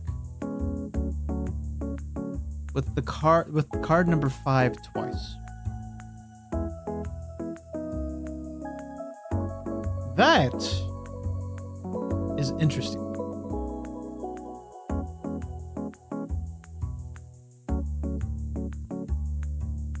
We're attacking with card number 1 twice.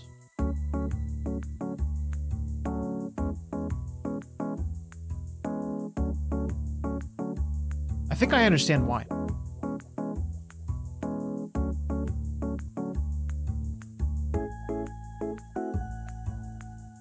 We splice the active card there.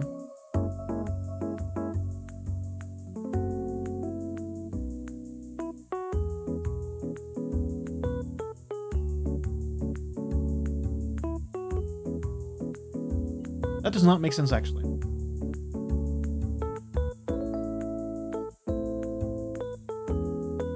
What is the reason for this?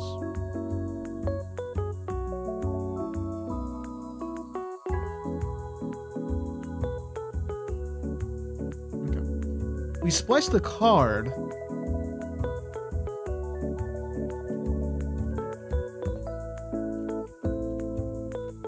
I'm gonna put that there. And depending on what happens with that, it will tell us everything we need to know. But this also explains why some cards are not attacking, is because it's only focusing on the same card instance twice, when it should not be.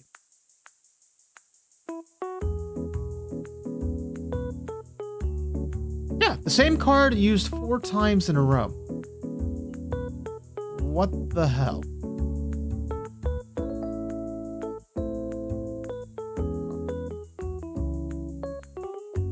Let's get rid of these lines, because now we have a definitive issue. It's not with this just yet, but it's actually with the section prior to it.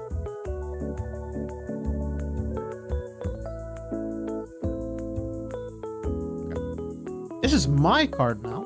So we summon onto the field card of instance 5. Okay, cool. 5, 9, and then 5, because we used 9 first, and then we used 5 to follow. Understandable. 5, 3, and then 5, because we attack with 3 first and attack with 5. Alright. 5, 3, 1, 5, 3, 5. 1, 3, 5. 5, 1, 13. Okay, 5, 1, 13. 5, 1, and 5. Okay. But we still have an attack of 1. Okay. So is this an issue of the length of the value? 1 through 5. 5, 9, 5. Okay. First hypothesis. Whenever a card instance for an attack is double digit, it's going to only use the respective digit once and then push it to the next slot. I don't think it's going to be this, but that is my initial assumption. Because we use attack instance of ID 13, but we have attack of 1. So something is being cut out when it should not be. So what is that? Because we do have the second card of 1, followed by a 5, 5, 1, and then 5. So those are actually correct. It's only this value right here which is incorrect. What is causing that to happen? Let's see. Strongest card, max attack. If attack is greater than that, then we're going to choose the ID, the strongest card ID. So that equaled my active cards at I.instance ID. Okay.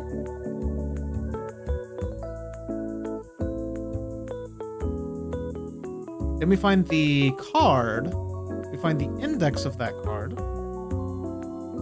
Which I'm now realizing I can just leave this as is. And without splicing that with the index. Just capture the index here.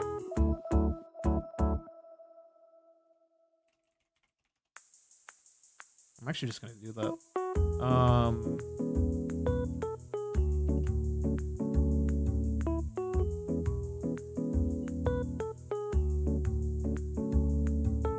Yeah, I think that I like that a lot better. Okay. So, nothing really changed there. It's probably... oh, I gotta test this again, make sure that nothing is broken with it. Let's look down here. Attack, strongest card ID.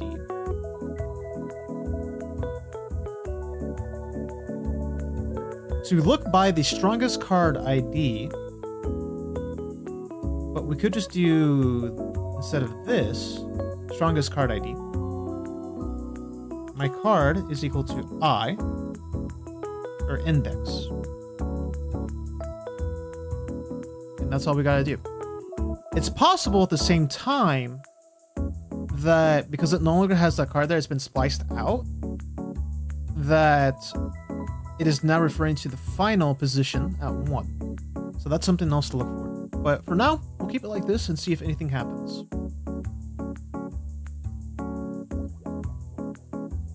I think I'm going to keep the strongest card ID out. We don't need this anymore. We're going to keep the max attack and the index together. And then strongest card ID becomes my hands cards at index dot instance ID. That should work. But we're going to, of course, test it. Make sure that everything is good to go. I also should be testing to ensure that the value brought through is correct. There seems to be an error that occurs. So 5. Instance ID is 5. But I perform an attack on 1. Why?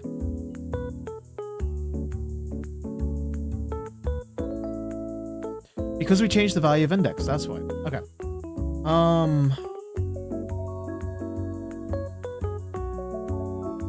Let's do card dot instance ID. Unless we also change the value of card later on. This is a shit ton to look through with the word card in it, huh?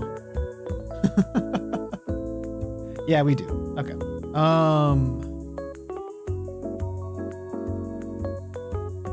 Let my card equal to this.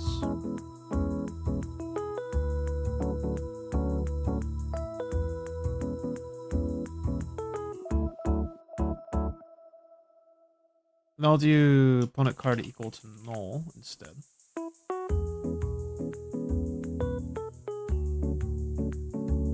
We'll get rid of the ID once again.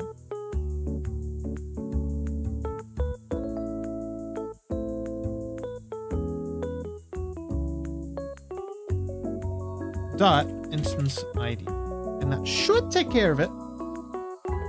I'll see what happens. Takes a while for it to compile, but... Okay, now we go to 45. Okay. Do not read properties of undefined of instance ID. If this is null, then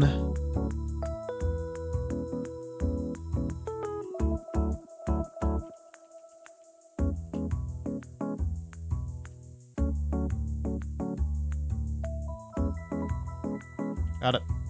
We'll do that instead, and that should take care of the instance, because originally we set the ID equal to -1. That's how we held the information we needed. But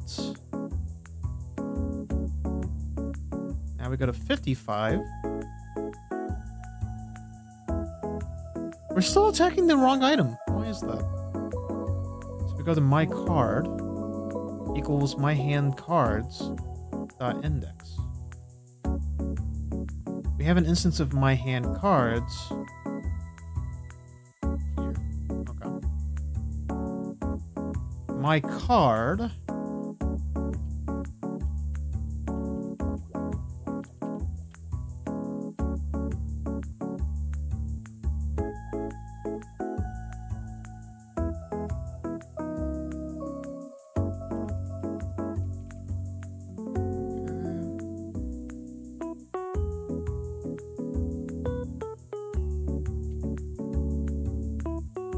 I'm gonna keep that there actually, because I want to make sure that we have taken care of the ID issue as well.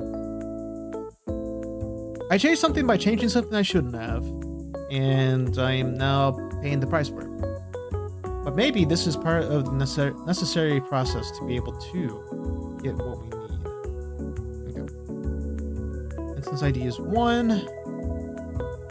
which is interesting because we have an instance ID of 11. So that's a separate issue altogether. Then we're back to reading ID.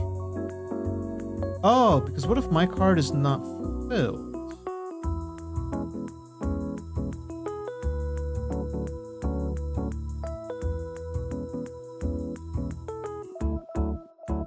Index remains -1. Okay. Why? Let's see. Console.error. If cards at I, and then max attack.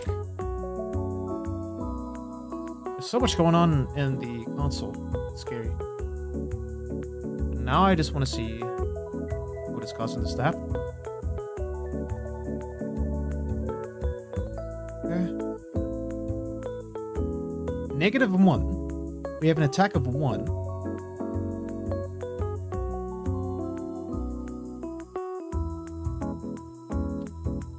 Does this mean that this is being hit?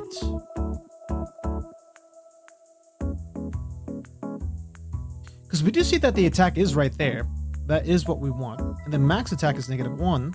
We're looking to make sure that this is greater than, which it is.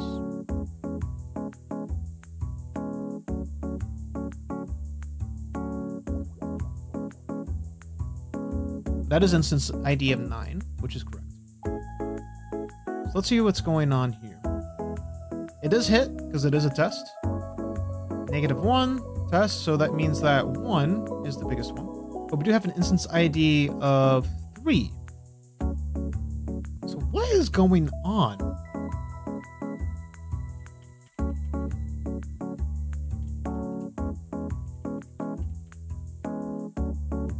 Why?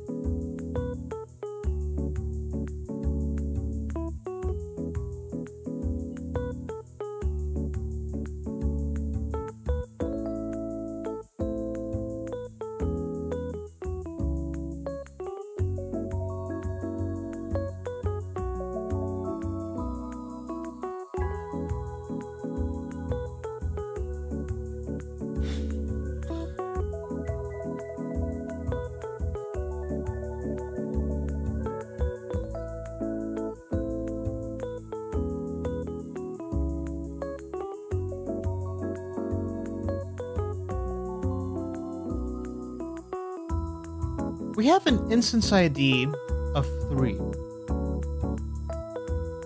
Ah, I see what the issue is. Instead of my hand cards, I need my active cards.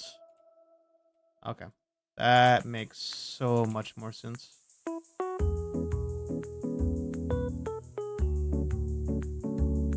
Wrong pile we're calling from. Wrong pile.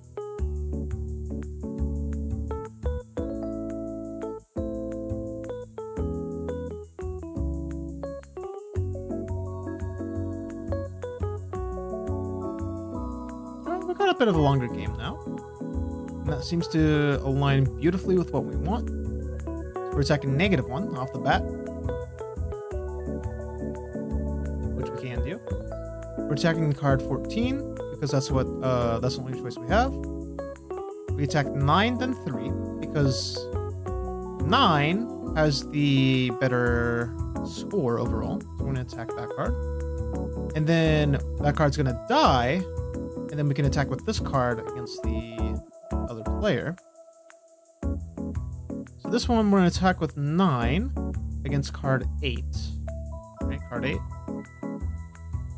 Okay, well that card's a bit shy. And then we're going to attack with 3 against the other player, because we just summoned this card.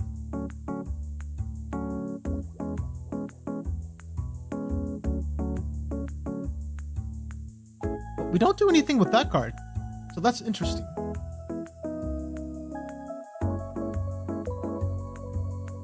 Okay. But as far as we can see, there is no error occurring. There is no action being rejected. So it seems like everything is playing as it should. I did lose, but this is a good start. This is a very good start. My question becomes why... So I don't need this anymore. Or this. Why are we limiting our actions per turn? When I have active cards available, which we are splicing from that deck,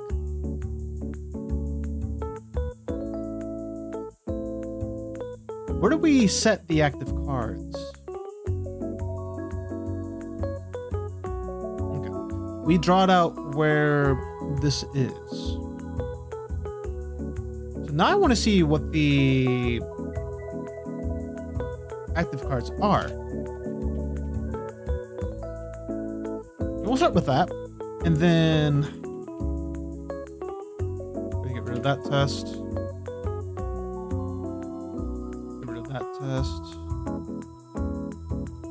For now, I'm going to go ahead and get rid of these, because the issue was because of the wrong pile we were drawing from. I think... Okay, one more. Okay. Beautiful. If we're not drawing... Oh, I just bit myself. If we're not drawing every single possible scenario, aka we're not using every single card that's on the field, then that's just a waste. We have one card to use. That's good. We still have just one card to use. We have two cards now. So it looks like that one's gonna die. Okay. Now we just only have the one card. We have just the one card. Just the one card. One card. One card. Now we have two cards. Nice.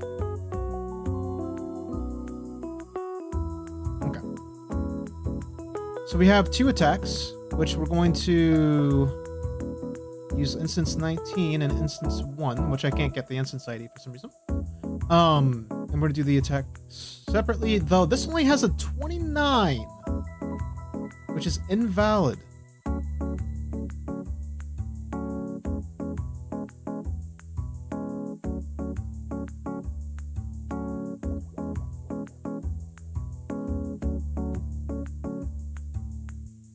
Oh, because we have a summon 29. What am I saying? I was like, wait a second, that doesn't seem right. Okay. But we only attack with one card. So we do two summons.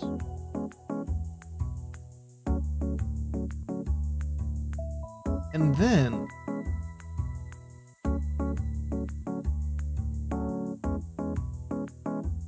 What's happening with the other card?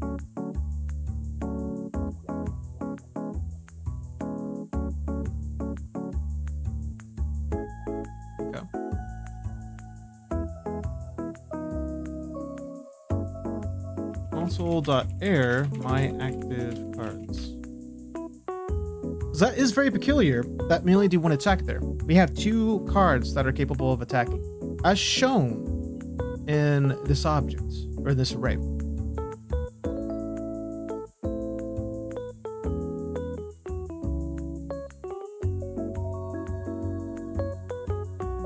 My assumption is the splice is not written correctly and is removing everything after instance 1. Okay, 1. We have 2 now. And we have nothing after. Okay. My assumption seems to be on the ball. So let me make sure the splices are of one size.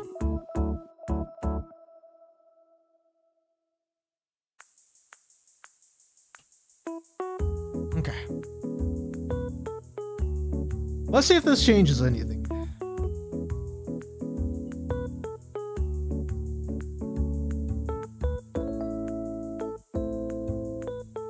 I don't know what the default delete count is, actually.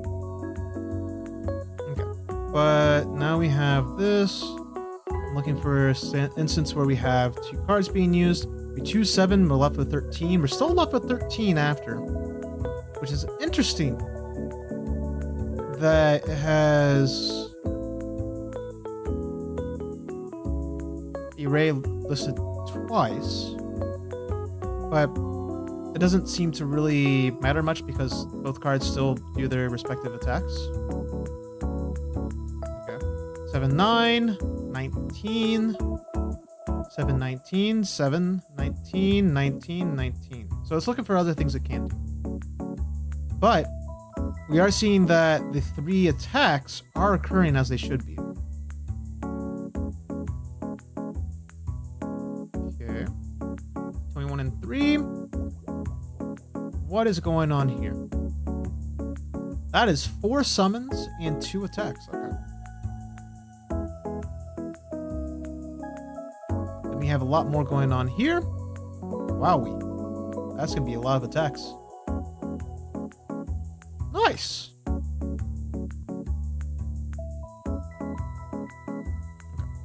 It looks like I still lose, but we're at least getting to a point where everything is being used as it should. And I'm liking it. So that's one problem down. Next problem, why are we losing?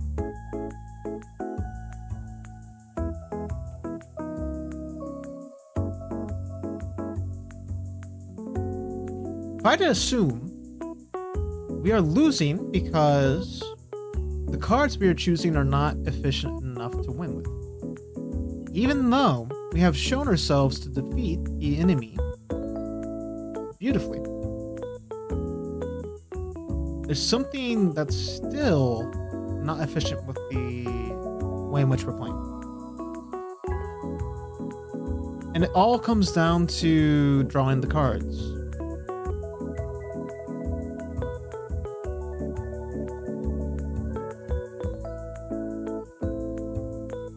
The value of the cards were originally dependent on the attack, defense, and mana cost to summoning the card. Now, we have to determine an adjusted cost based on an included ability.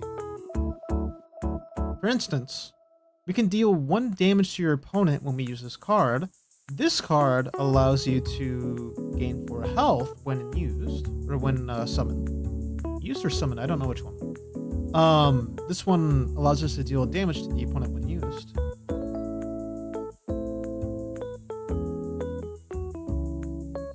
This would be the ideal card, or potentially an ideal card, because we have the guard and the... I don't know what the B ability is, so I'll have to look up, because I need to refresh myself on the other 2 abilities. Breakthrough, which deals extra damage to opponent when they are attacking enemy creatures. The excess damage is dealt to the opponent, which is nice. And then Charge can attack the turn they are summoned. So we do not attack with cards that can be used on the same turn they're summoned. Which I guess...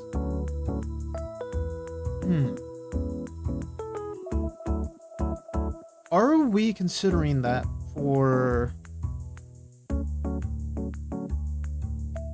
the active cards?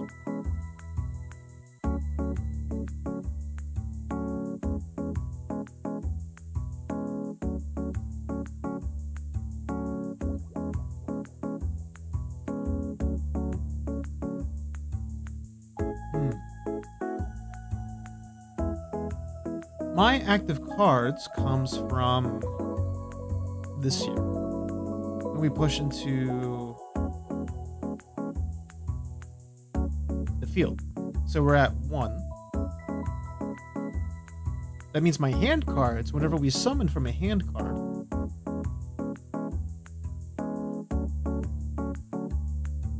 we pick a card based on the card index.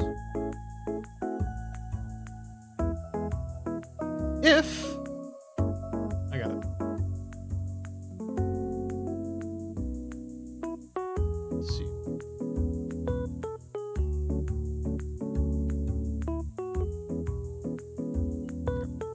If my hand cards that I dot abilities includes the letter C for charge.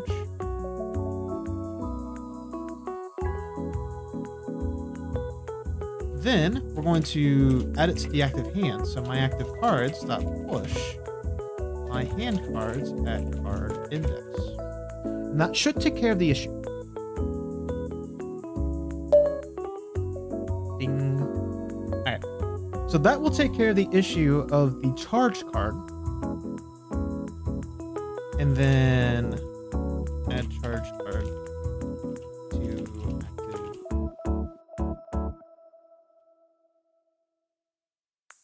If charge card, add to active hands.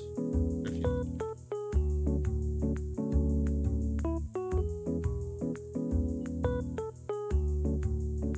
Oh wait, never mind. That's a different scenario. Just kidding. We're gonna do summons. Okay. Ha ha ha ha.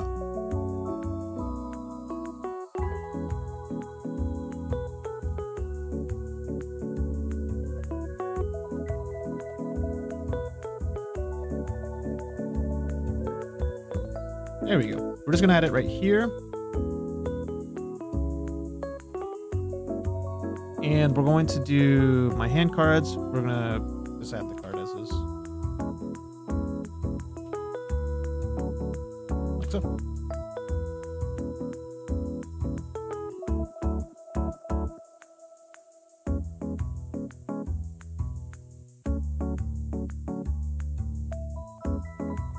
Nice. Nice. So that will take care of another issue. Let's see if it causes any errors, first of all. And then I want to see it in action. If we have a charge card somewhere, I want to see it in action. Which I could probably just do a quick console.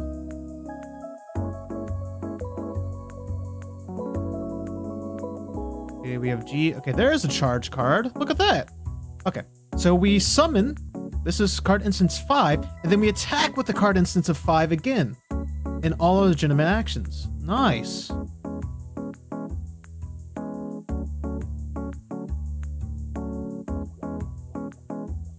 Okay, and with that, we win. So we've gotten 2 of the 3.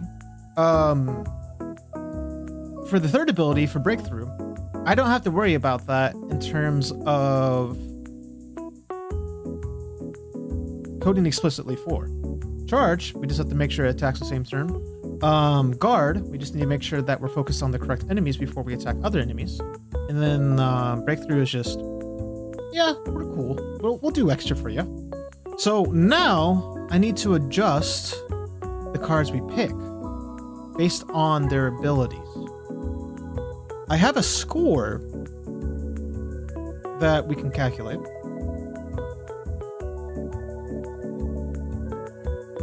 And I think how I'm going to do it, if my hand cards at I dot abilities that includes, and we'll start with a breakthrough. So B, score plus equal 1. I'm going to let this be a let now. So we'll start with that, and then we'll check for every single ability. Also, welcome in Drake2453, my dude. What's up? We're working on an AI through this game, and right now we're trying to add adjustments to what we pick based on if the card has any special abilities or not.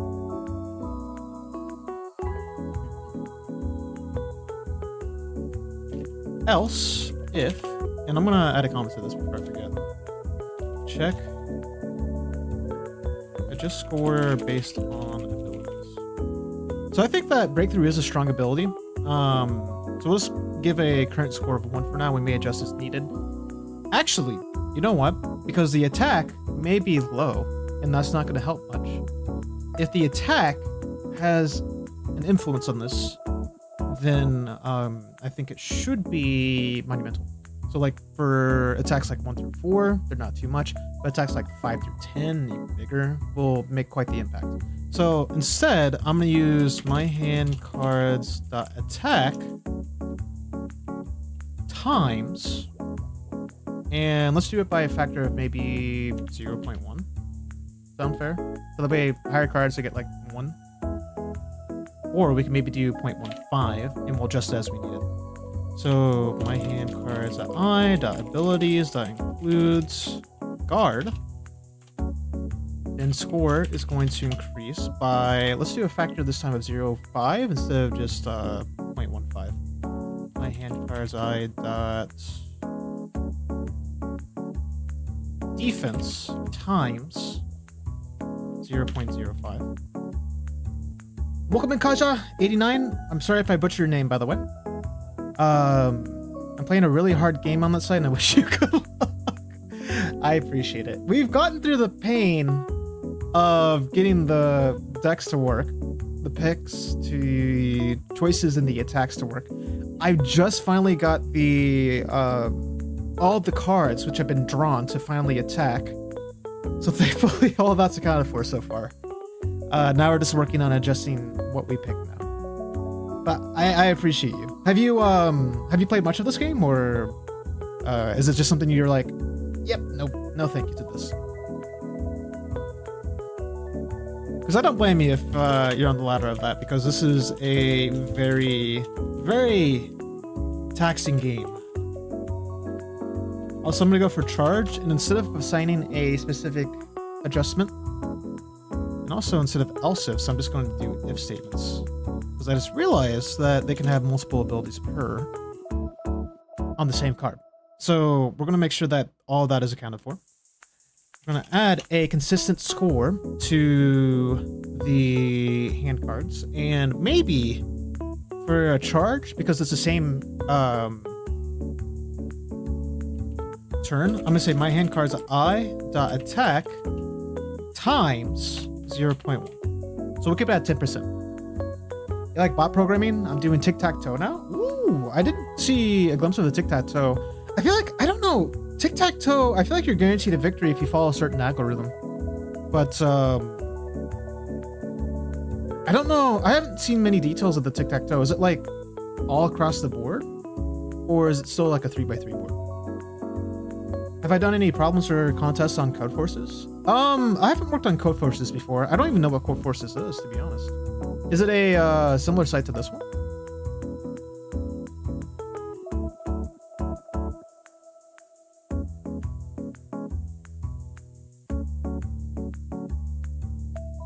I'm looking at it right now. It looks like oh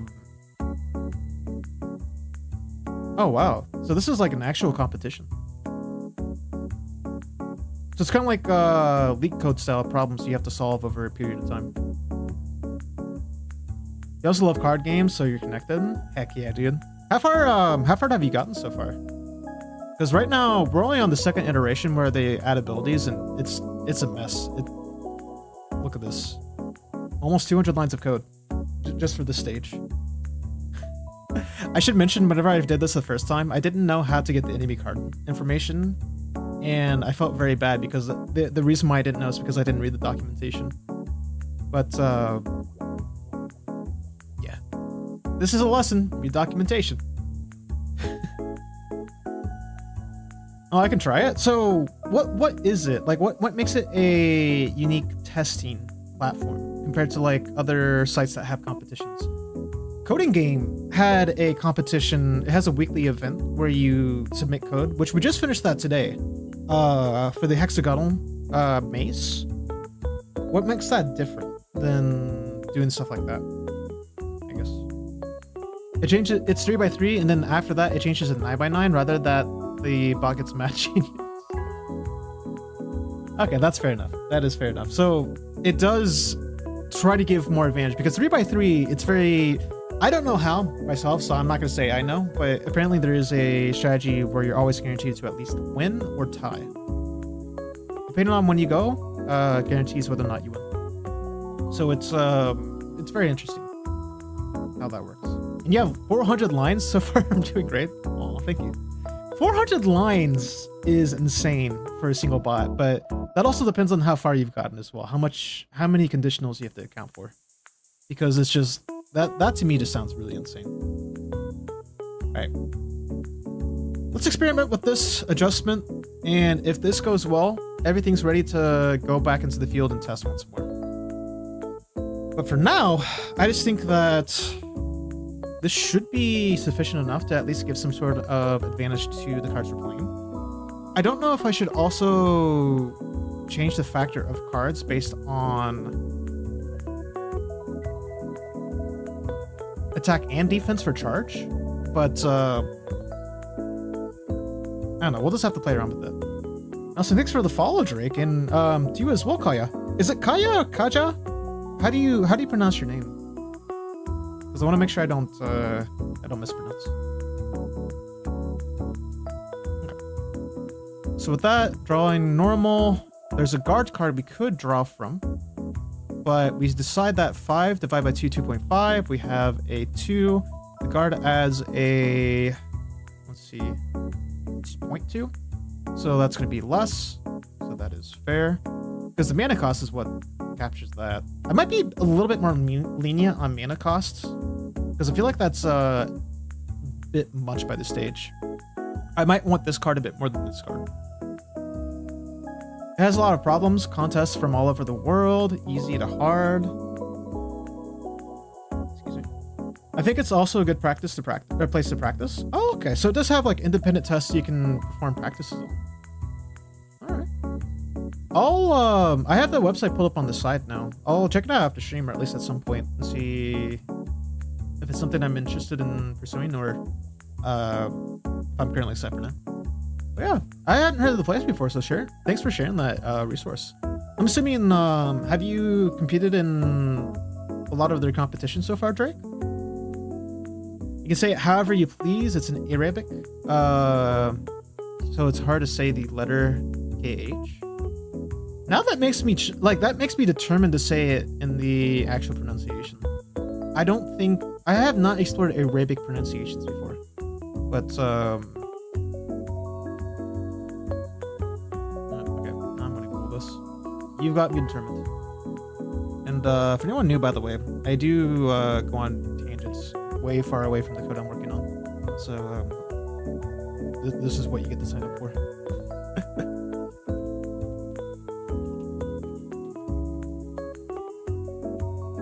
It's a voiceless Velar Frictive. Going to AI overview.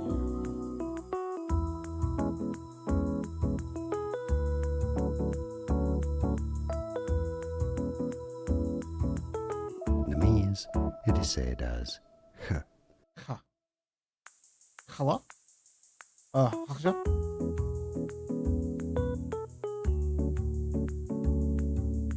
That'd be a bit of practice, because that's not a the H sound. I don't know if I put in too much in there or not, but that's how you pronounce it.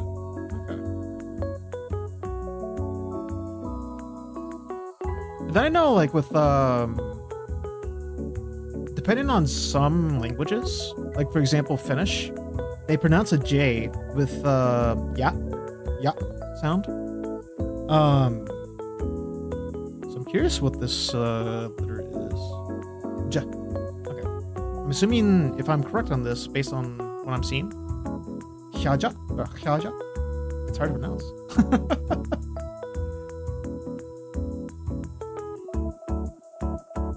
Haya, Hasha. That. Ja, Haja, Haja. Hopefully, I got it right that time, but.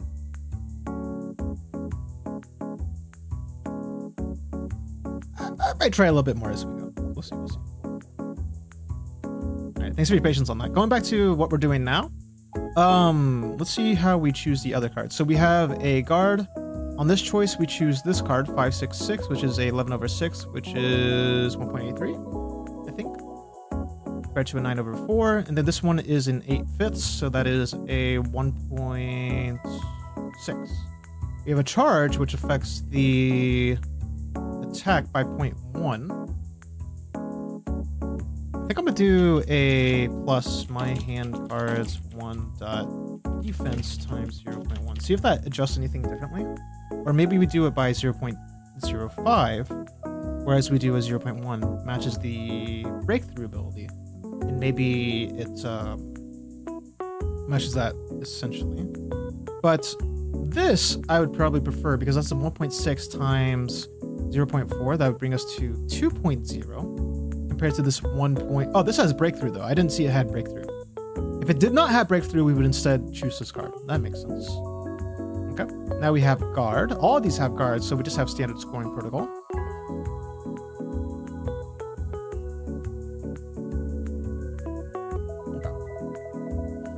So let's try this once more, see what happens as we play the game. Probably see right here what happened. Oh, we actually win. Nice. So this does adjust how we play a little bit because the cards have a bit of special abilities. Okay. So it looks like that we are on the offensive. I do want to see one more thing actually before we continue. Try to do some contests on Code Forces, but I can't do some hard problems. I think my English skills isn't good enough. Oh, what is your, if you don't mind me asking, what's your native language, Drake? I'm a sucker for people who can speak more than one language. So I get very about it. Okay. Let's keep this algorithm, but yeah, I just want to see card type. We don't have to deal with card types just yet. Let's see if we have anything specific that we can rely on.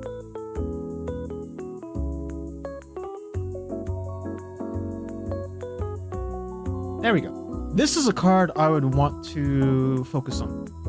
So, let's see. Card type might be the indicator of that. I'm not too sure, but we can type in card type, abilities. I think card draw would just be a number, so we don't actually use that for anything. And I also looked at documentation. I should probably do that this time. Vietnamese? Oh, okay. Nice. That's fair. I used to be an 18+ channel, but I recently changed that because I don't really do anything significant with it. But I will say I do have a Discord. It is 18+ only, so do be careful on that.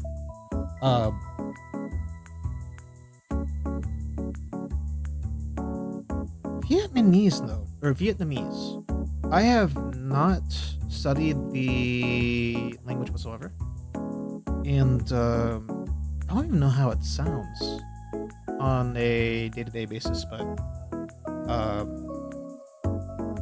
that's pretty interesting.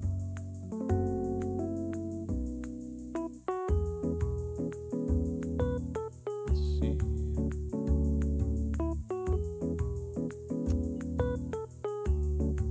I'm not sure who just joined the Discord, but you do mention an age, so I have to make sure.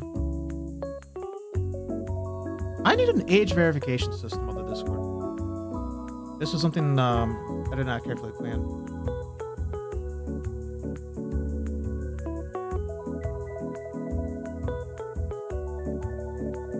Okay. I'll leave it be. I'll probably construct something for it, and then I'll have to adjust the Discord at some point. I'm not big enough to where I need to worry about doing ID verifications like through an ID card or something, but I know some bigger Discords will do that, especially if it's age dependent.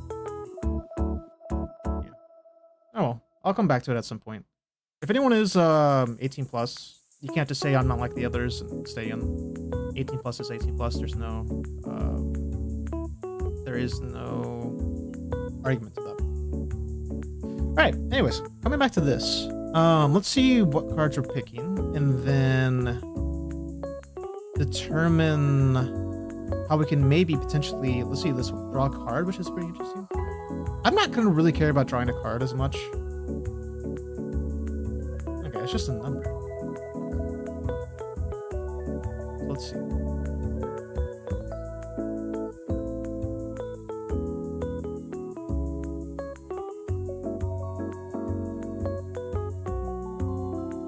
So that means card type is just a number, and that will probably come to effect at some point. Let's read documentation.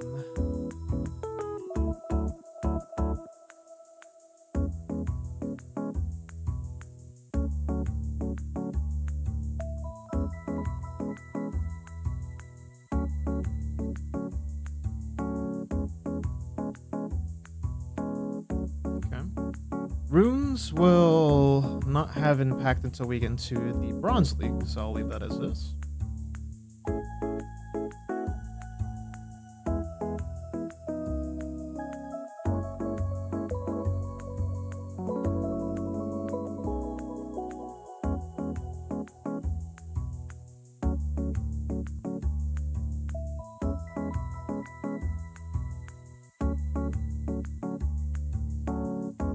I'm gonna check something real quick.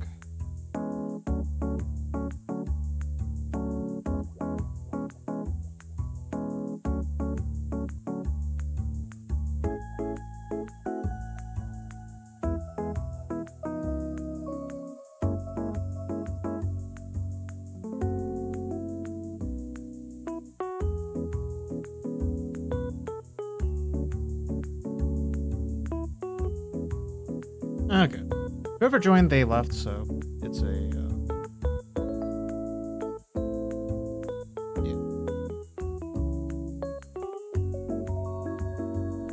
I feel a little bit better. Just a little bit. Alright.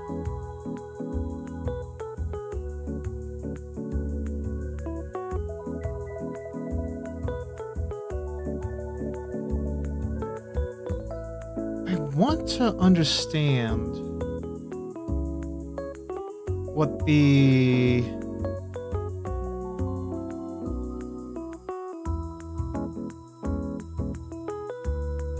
extra abilities are.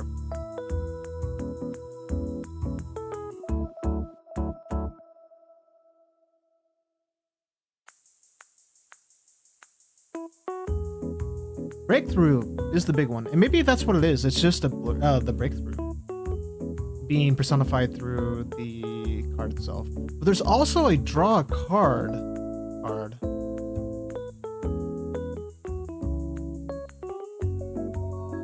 This doesn't have a breakthrough icon on it, so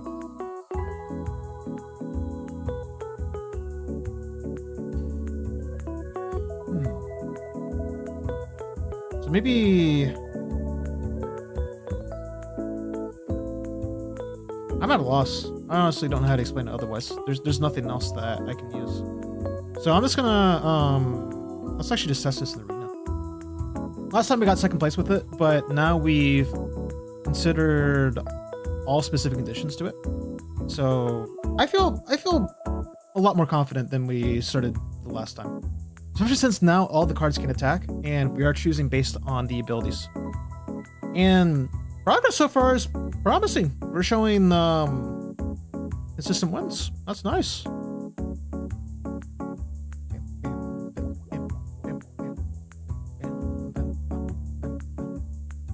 Ow. As much as why I want to full screen this, you'll lose the sight of the site. Why is that a loss actually? Hold on. I'm assuming what happened is they encountered an error and they couldn't perform an action, and they had an inability. Okay, that one we just wiped them out. Never mind. Brutal. I lost! I actually lost a match. Was this against the first place guy? Yeah, it is. Interesting. So the way that we choose cards is different. And they seem to be going for cards with 4 cost, which is quite interesting in itself.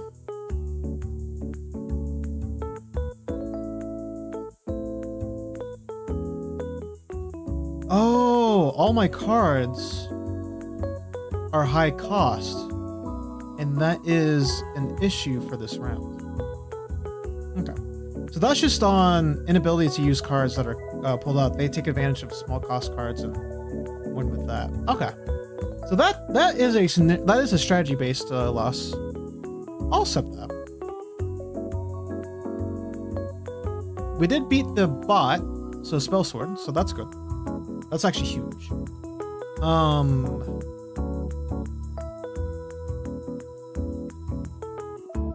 We did lose though to the bot. Okay, yeah, and then we do have a win against the number 1 as well. So That makes sense. It was just a scenario where we got too many middle cards, and it was just unfortunate. Beginning. That's something to consider in the future, though. If we have too many of a specific card, how do we deal with that?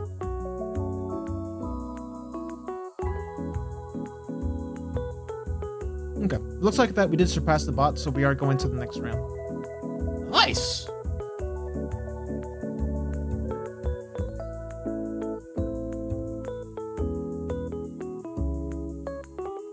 I don't know if it was for this league or when we tested for the prior league, we had like a half and half win-loss ratio. It's nice to see that we have a good consistency between the two. Okay, we lose again to this guy. Okay, you can hover the name to see who it is. Okay.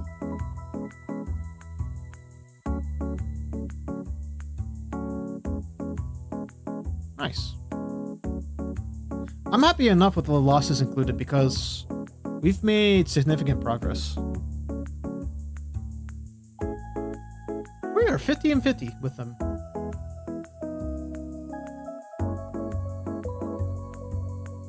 Beautiful.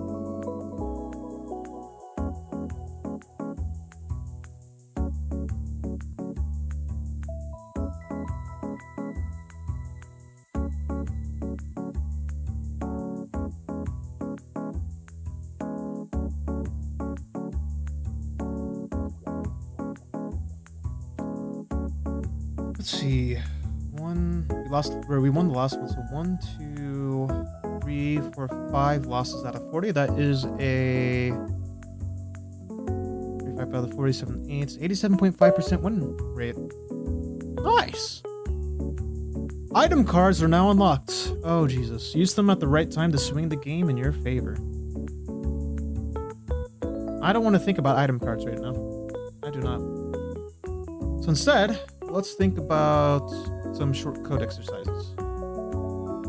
I'm happy with where we're at. We do want one more win so we can get the second bronze victory, but...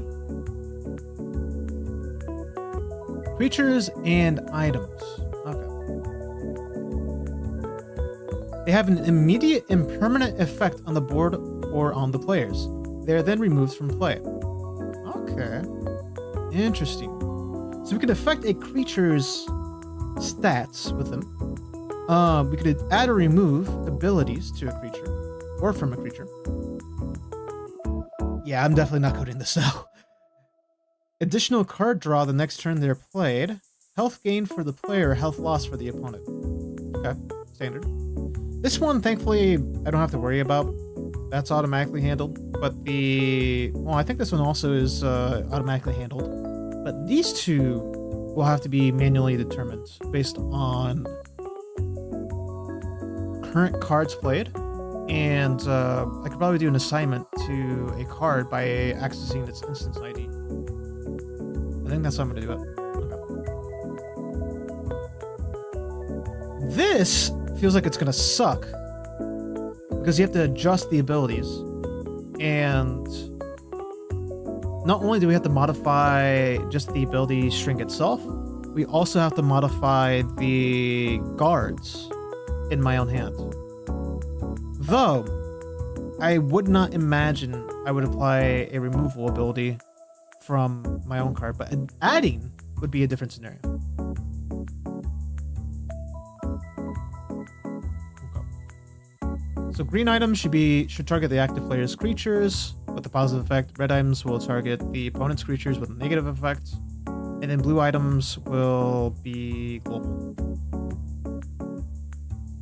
Okay.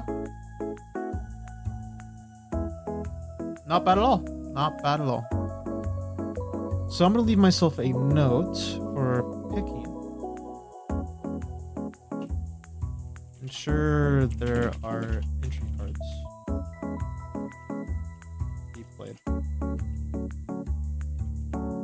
Some losses. Welcome on in, by the way. I'll say hi in a sec. Are counted from no low cards. Okay, there we go. Proby, welcome on in. I have no idea. I have heard of Girls' Generation. Isn't that a Korean group? Otherwise, I have no idea who they are. Yeah, I hope you're doing well, my dude. And this is gonna lose. I'm not gonna pass this, but I want to save this comment for next time.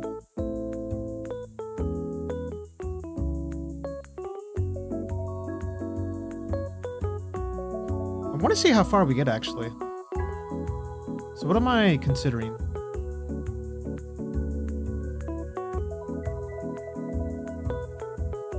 I do grab item cards, okay.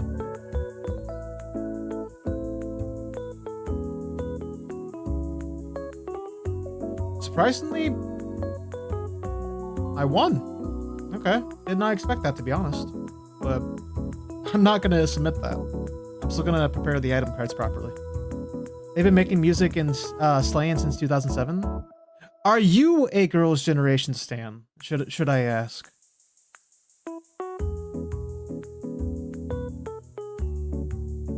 Nice. Ooh. Thank you guys for the follow on the site as well.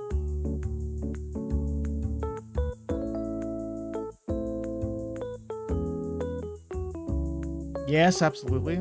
Are you here to spread the word of Girls' Generation? Your bias is your... Oh no. I'm assuming you're a shipper. Oh no. Oh no. Slay. I don't know if I can say slay dude, slay girl, slay human being, whatever you may be. This slay. You might be one of my other friends. They love in Deep Space player. They are obsessed with one of the characters in it. They are a stan. You don't like shipping idols? I don't know. It sounded like because you said the word Yuri, I'm like, oh no, you're shipping. I don't know. I don't know what you like. 397. Nice.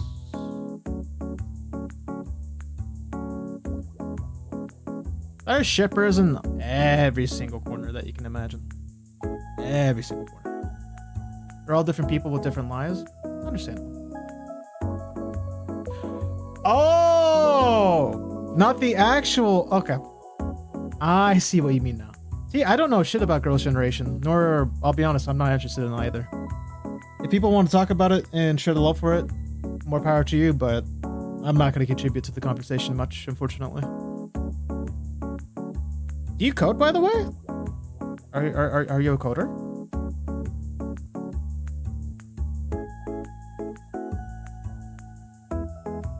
Sorry, I had to look at my phone so I can see my emails to see that I have been promoted.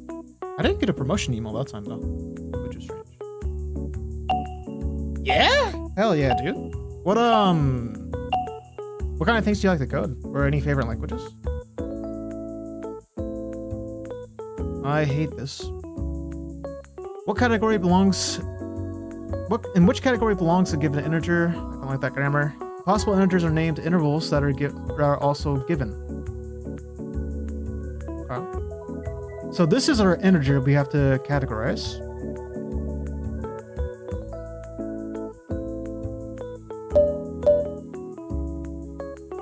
I did reach Bronze League? Oh, I'll be. I thought that was Wood 1. I'm just gonna do this simple. It's not gonna work, but I just want to see what happens. X greater than 0. Positive. Negative. Merged the two together once and tried coding in a light stick for Girls' Generation, ironically. Oh no. Ah, okay, there's ages. This would make sense. This changes everything. Thank God.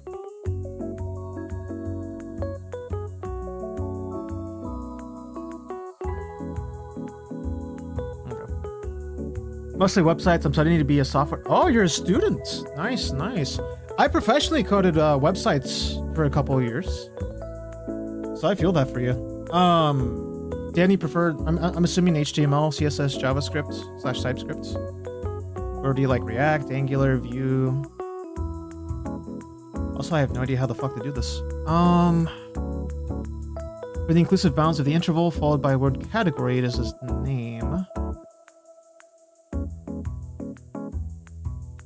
Ah, okay. Understood. How do I want to say this then? If x greater than f and x less than t, console.log category.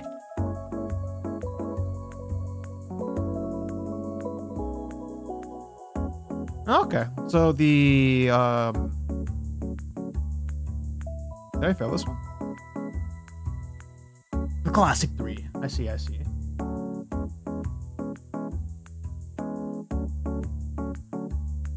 I will do an equal sign. That's what I was missing. Status of -1. That explains a lot with the site, actually. I'm trying to learn JavaScript more because I'm naturally bad at it. Coding, especially if this is your first series of languages, JavaScript is a language, HTML is just a markup language. The thought process behind those kinds of things can feel very complex at first with your first language. I'm not sure if it's your first or not, but it's a very exciting series of languages. Like really bad at it. I'm okay at HTML, but I'm still really bad at JavaScript somehow. I feel that though. If you have any questions at any time and you're like, hey, how do I do this? I got you if you want to ask anything. Because I know with damn and C, if you have any thing you're doing like HTML, usually you do not mess with conditionals, loops, variable handling other than just assigning a variable name as an ID or value type. Usually you don't have to care too much about that with HTML. CSS, of course, can be conditional for responsive design, aka if you're trying to design for a screen that looks like a computer or on a cell phone or a tablet. There's ways you adjust that for CSS. But yeah, JavaScript's its own beast. Let's say... I don't think that Python's super good, actually.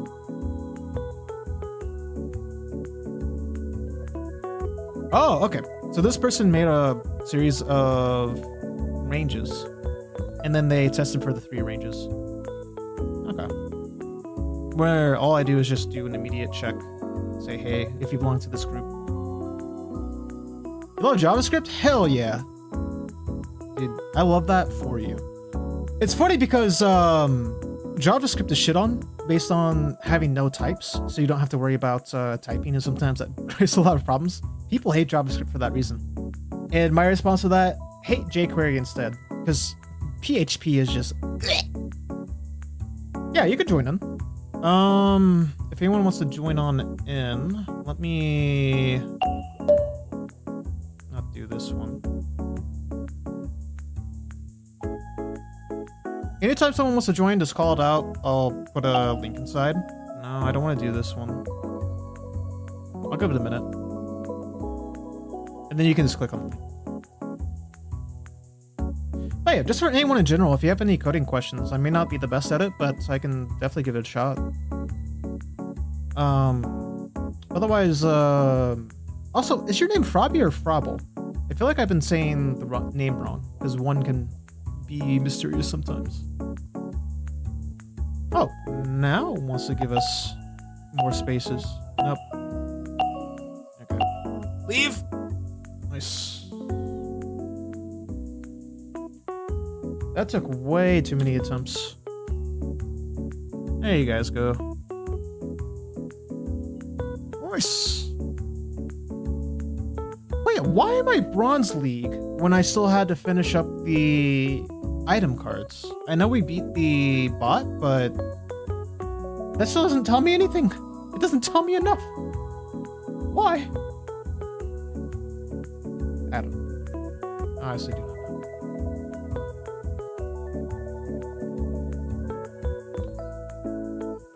What I do know, though, is, I'll probably do a couple of these, and then I'll probably call it a stream. Because, now I gotta pee.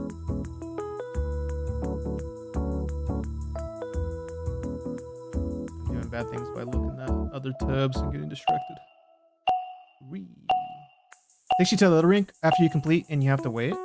I thought you still had to compete against the people in your lobby, which I thought was interesting. We're just reversing these two, but no. Ah, okay. I see what we're doing. Ordering. First by percentage and then by time.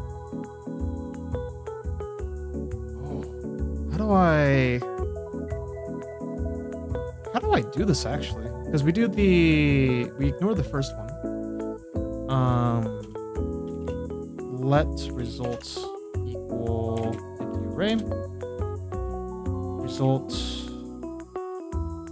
push result dot split by a space.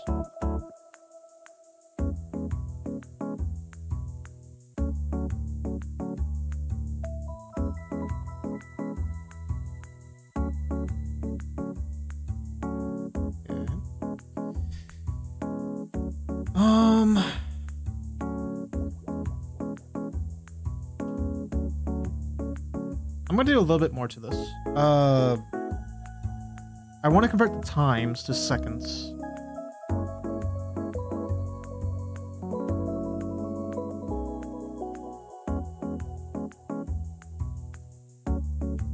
So the last one with the colon? Yeah. I'll have to do that independently, but I'm just trying to think. Because I want to remove the percentage and then push it through. So let's do results.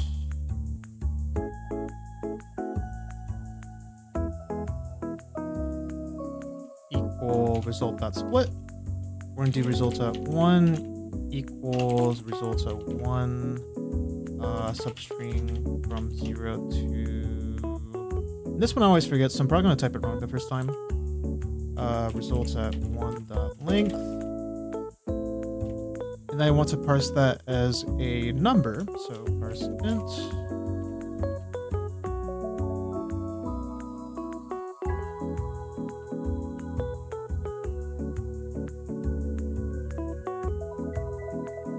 I'm actually going to split this in two different ways. So I'm going to split by space and then by colon, which I can't do that right now. So let me look that up.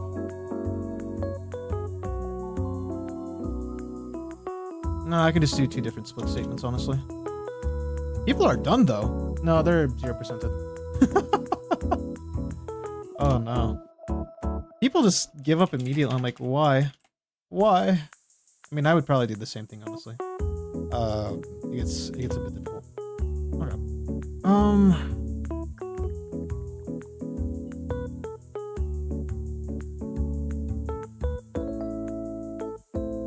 You'll always have two spaces. Yeah, that's fair, that's fair. JavaScript split two characters.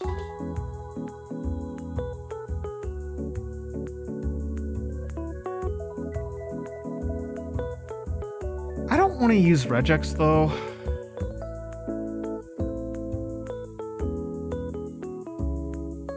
I guess you have to. Damn.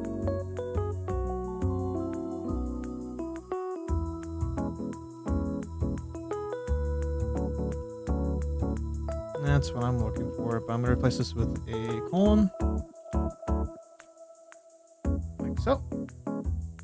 And then...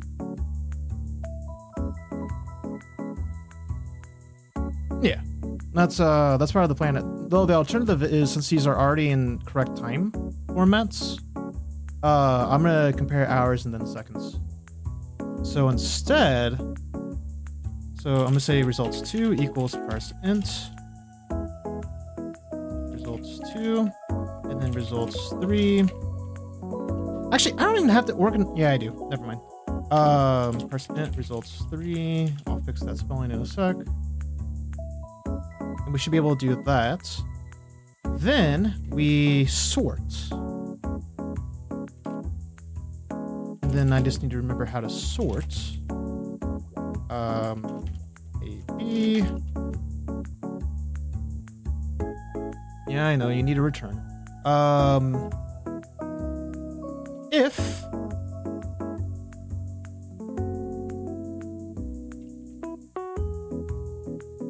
I'm gonna make this stupid. If A greater than B, A minus B, else, so if I'm gonna do A dot A at 1,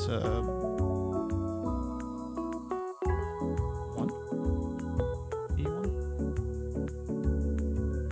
else if A2 greater than B2, A minus B. This is gonna look very gross. There's an easier way to do this, I'm sure, but my mind is not thinking of it right now. A minus B.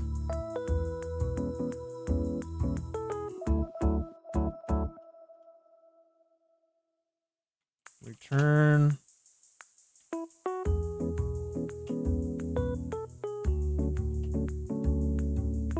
Actually, yeah, there is. For let I equals 0, I less than 3, I plus plus. If A of I greater than B of I, return A minus B. Else, if A of I is less than B of I, return B minus A. If nothing happens, we're returning A minus B by default. That should take care of the current line. Let I equals 0, I less than results.length, I plus plus. Console.log. We're going to say result. I'm going to do this as a string. Results at 0. Results at 1%. Results at 2, colon. Results at 3.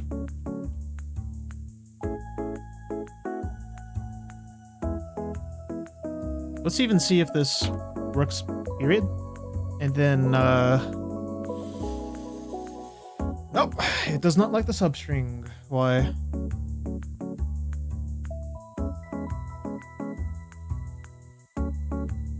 Disparate substring. I'm always going to go hand in hand. Oh, because I did -1. I'm always going to go hand in hand with log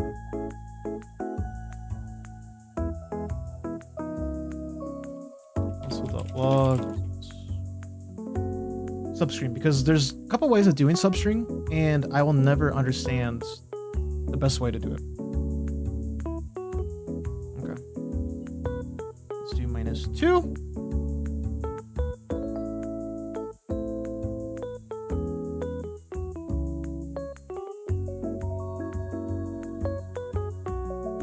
Our split is failing. That is why.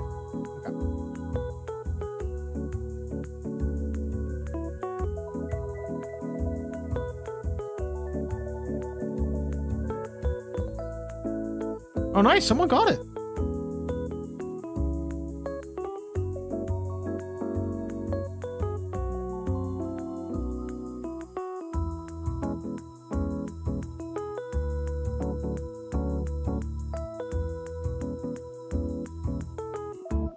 Every single thing I see for splitting gives us a...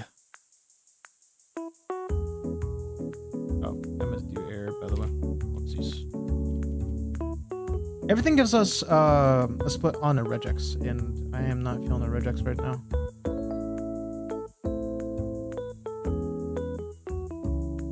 I'm gonna say without regex. It did in Python as well.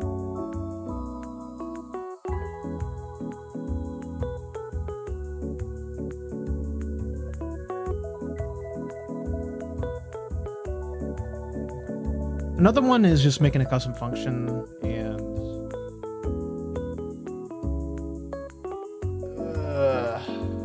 fine, I'll do regex. I have no other option. I have no other option.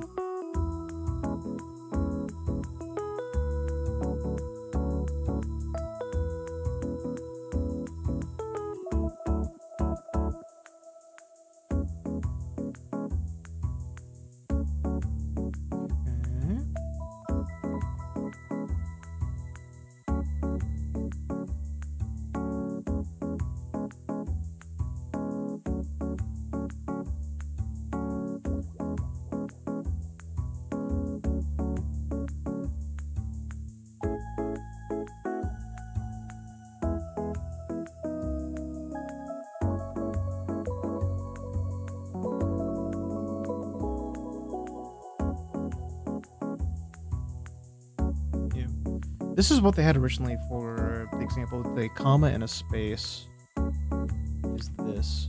I don't have a comma though, so I got rid of the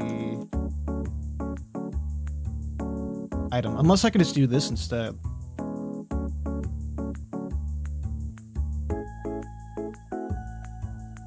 Still doesn't separate it. Interesting.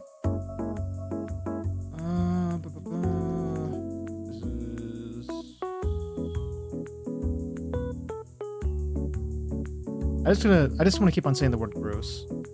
This is not fun.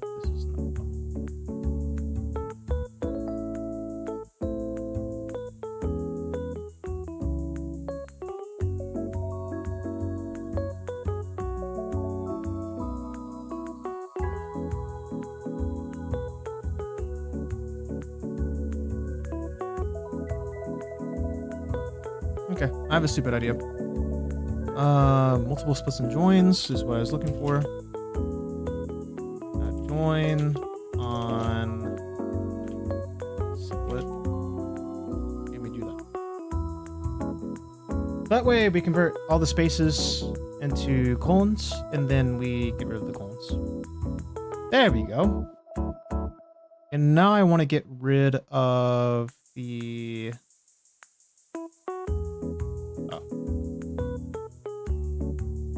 parentheses. So for I already did that. I just forgot to put an I in front of results, or after results. Whoopsie.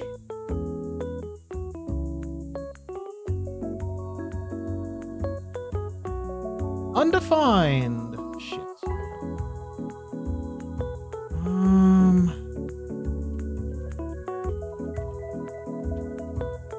That's fine. It's not fine, but it's fine.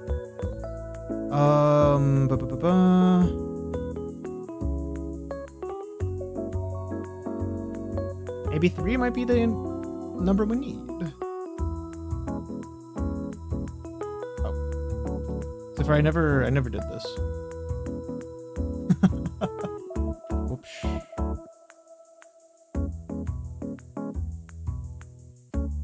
We've got 2 minutes. Oh shit. Okay. So we've got 8. Nope, I want 1.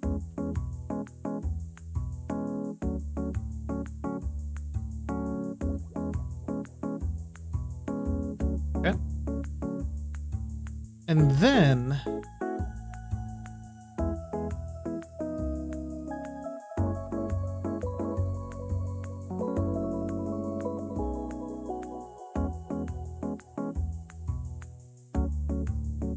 results show us undefined.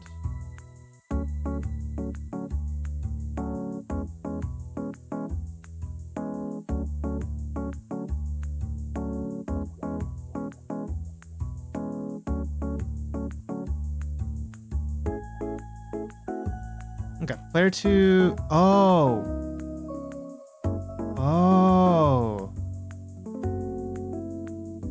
I thought results was an array, and then it should push in as an array. So why is it that this current result does not push in as an array?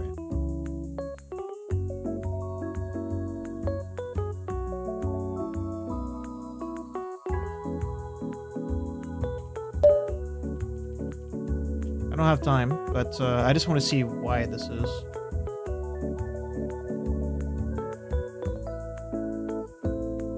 Yeah, Yeah, these are both arrays.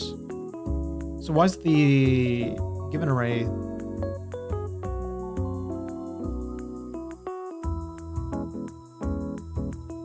Yeah, let's do my code.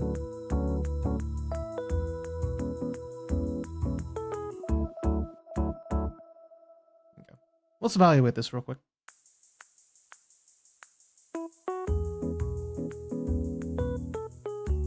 We log the error results right here, and this is what happened after we sorted the results.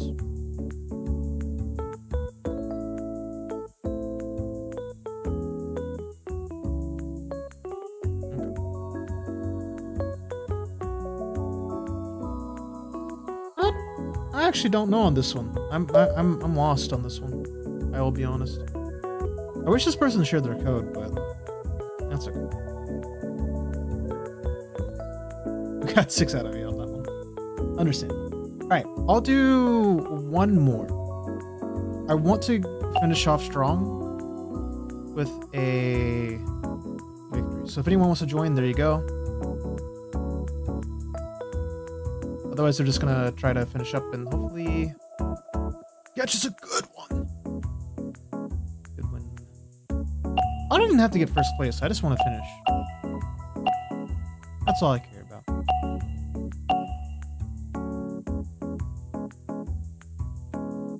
Okay. Transform all characters into the letter E. Really?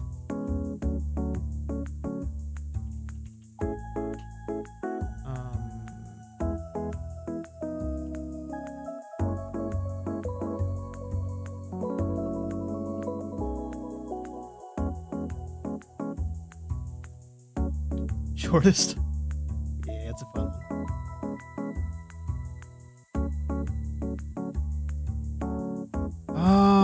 I was just gonna do a loop, but let's do log E dot repeat on in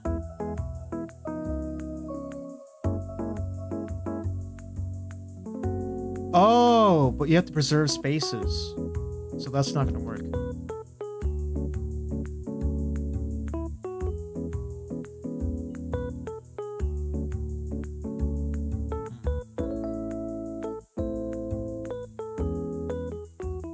Google time.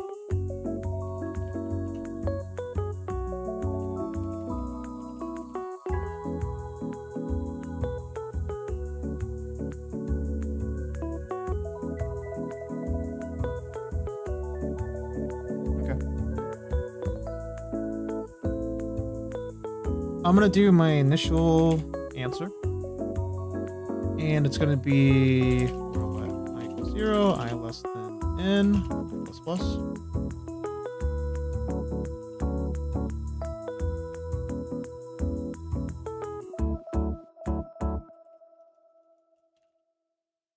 Excuse me.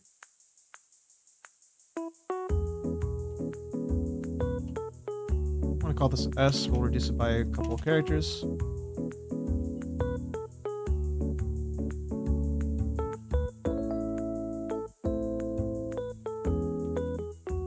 I see people use the print statement like this. I hate it so much, but I'll do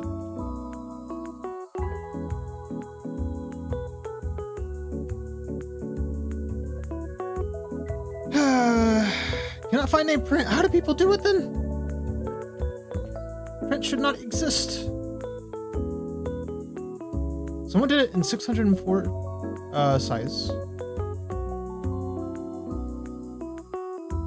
If I were to do it in C#, we would use a similar method, but you have to define the type. So we'd have int string. We declare a string s, and then it'd just be the same logic. Use the ternary, but you only have to use 2 of these instead of 3, which is nice. Oh, but they got a 0%. This is easy. Come on. Yeah, I'm fine with it. It's long, so be it. I wanted to find something elegant to where I could just do a repeat and then preserve, ignore specific cases, but I couldn't think of anything. Maybe a for each or a map. Oh, That's not too bad at all. Not too bad at all.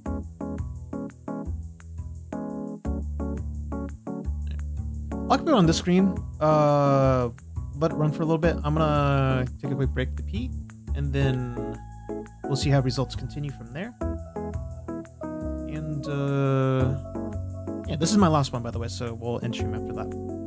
Right. BRB.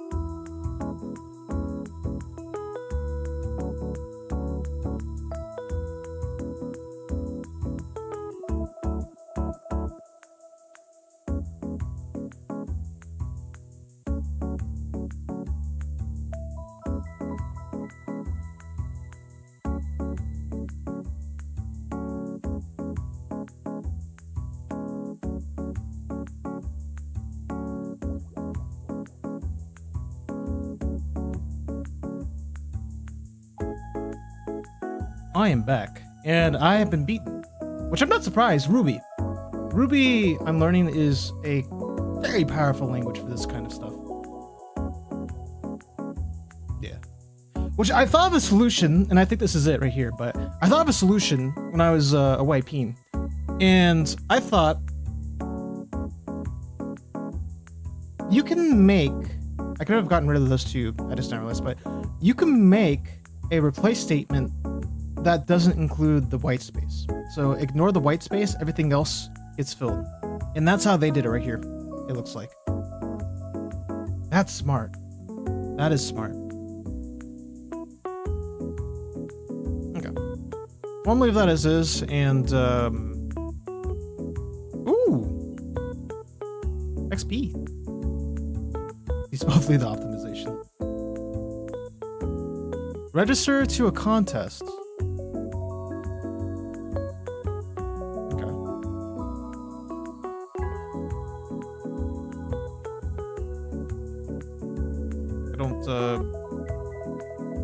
I don't think there's a contest going on anytime soon.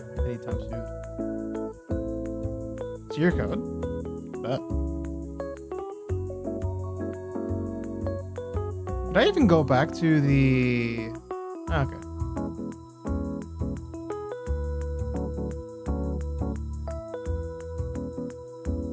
I don't want to show this actually.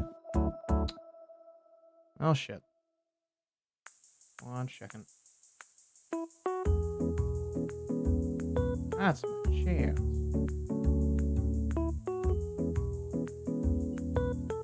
I thought I could, and I tried to, but it left me at a widescreen. There we go.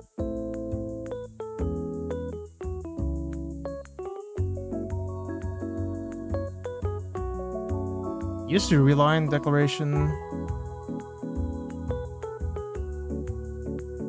Ah, okay. You just remove the white space. Yeah. interesting.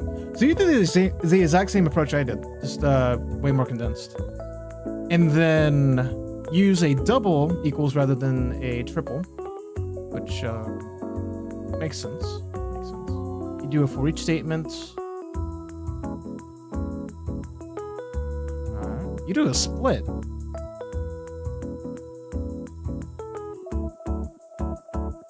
Interesting. Elegant. Very well done. The only thing that could be possibly reduced is this right here. You can convert this instead of a loop. You could use a regex instead. That would be my only way to optimize this further. But otherwise, this is a good solution. And this person... yeah, same thing. They use an R statement? And this is the one thing I don't get. This makes me raise an eyebrow. Print statement. I tried a print statement, it doesn't work. Why does this print statement work? Seems suspicious. But, oh well. Good enough. I'm fine with a lower score, that's fine with me. But, that is gonna be the last one for today. And, I'm quite happy. We, finished up the event that was going on.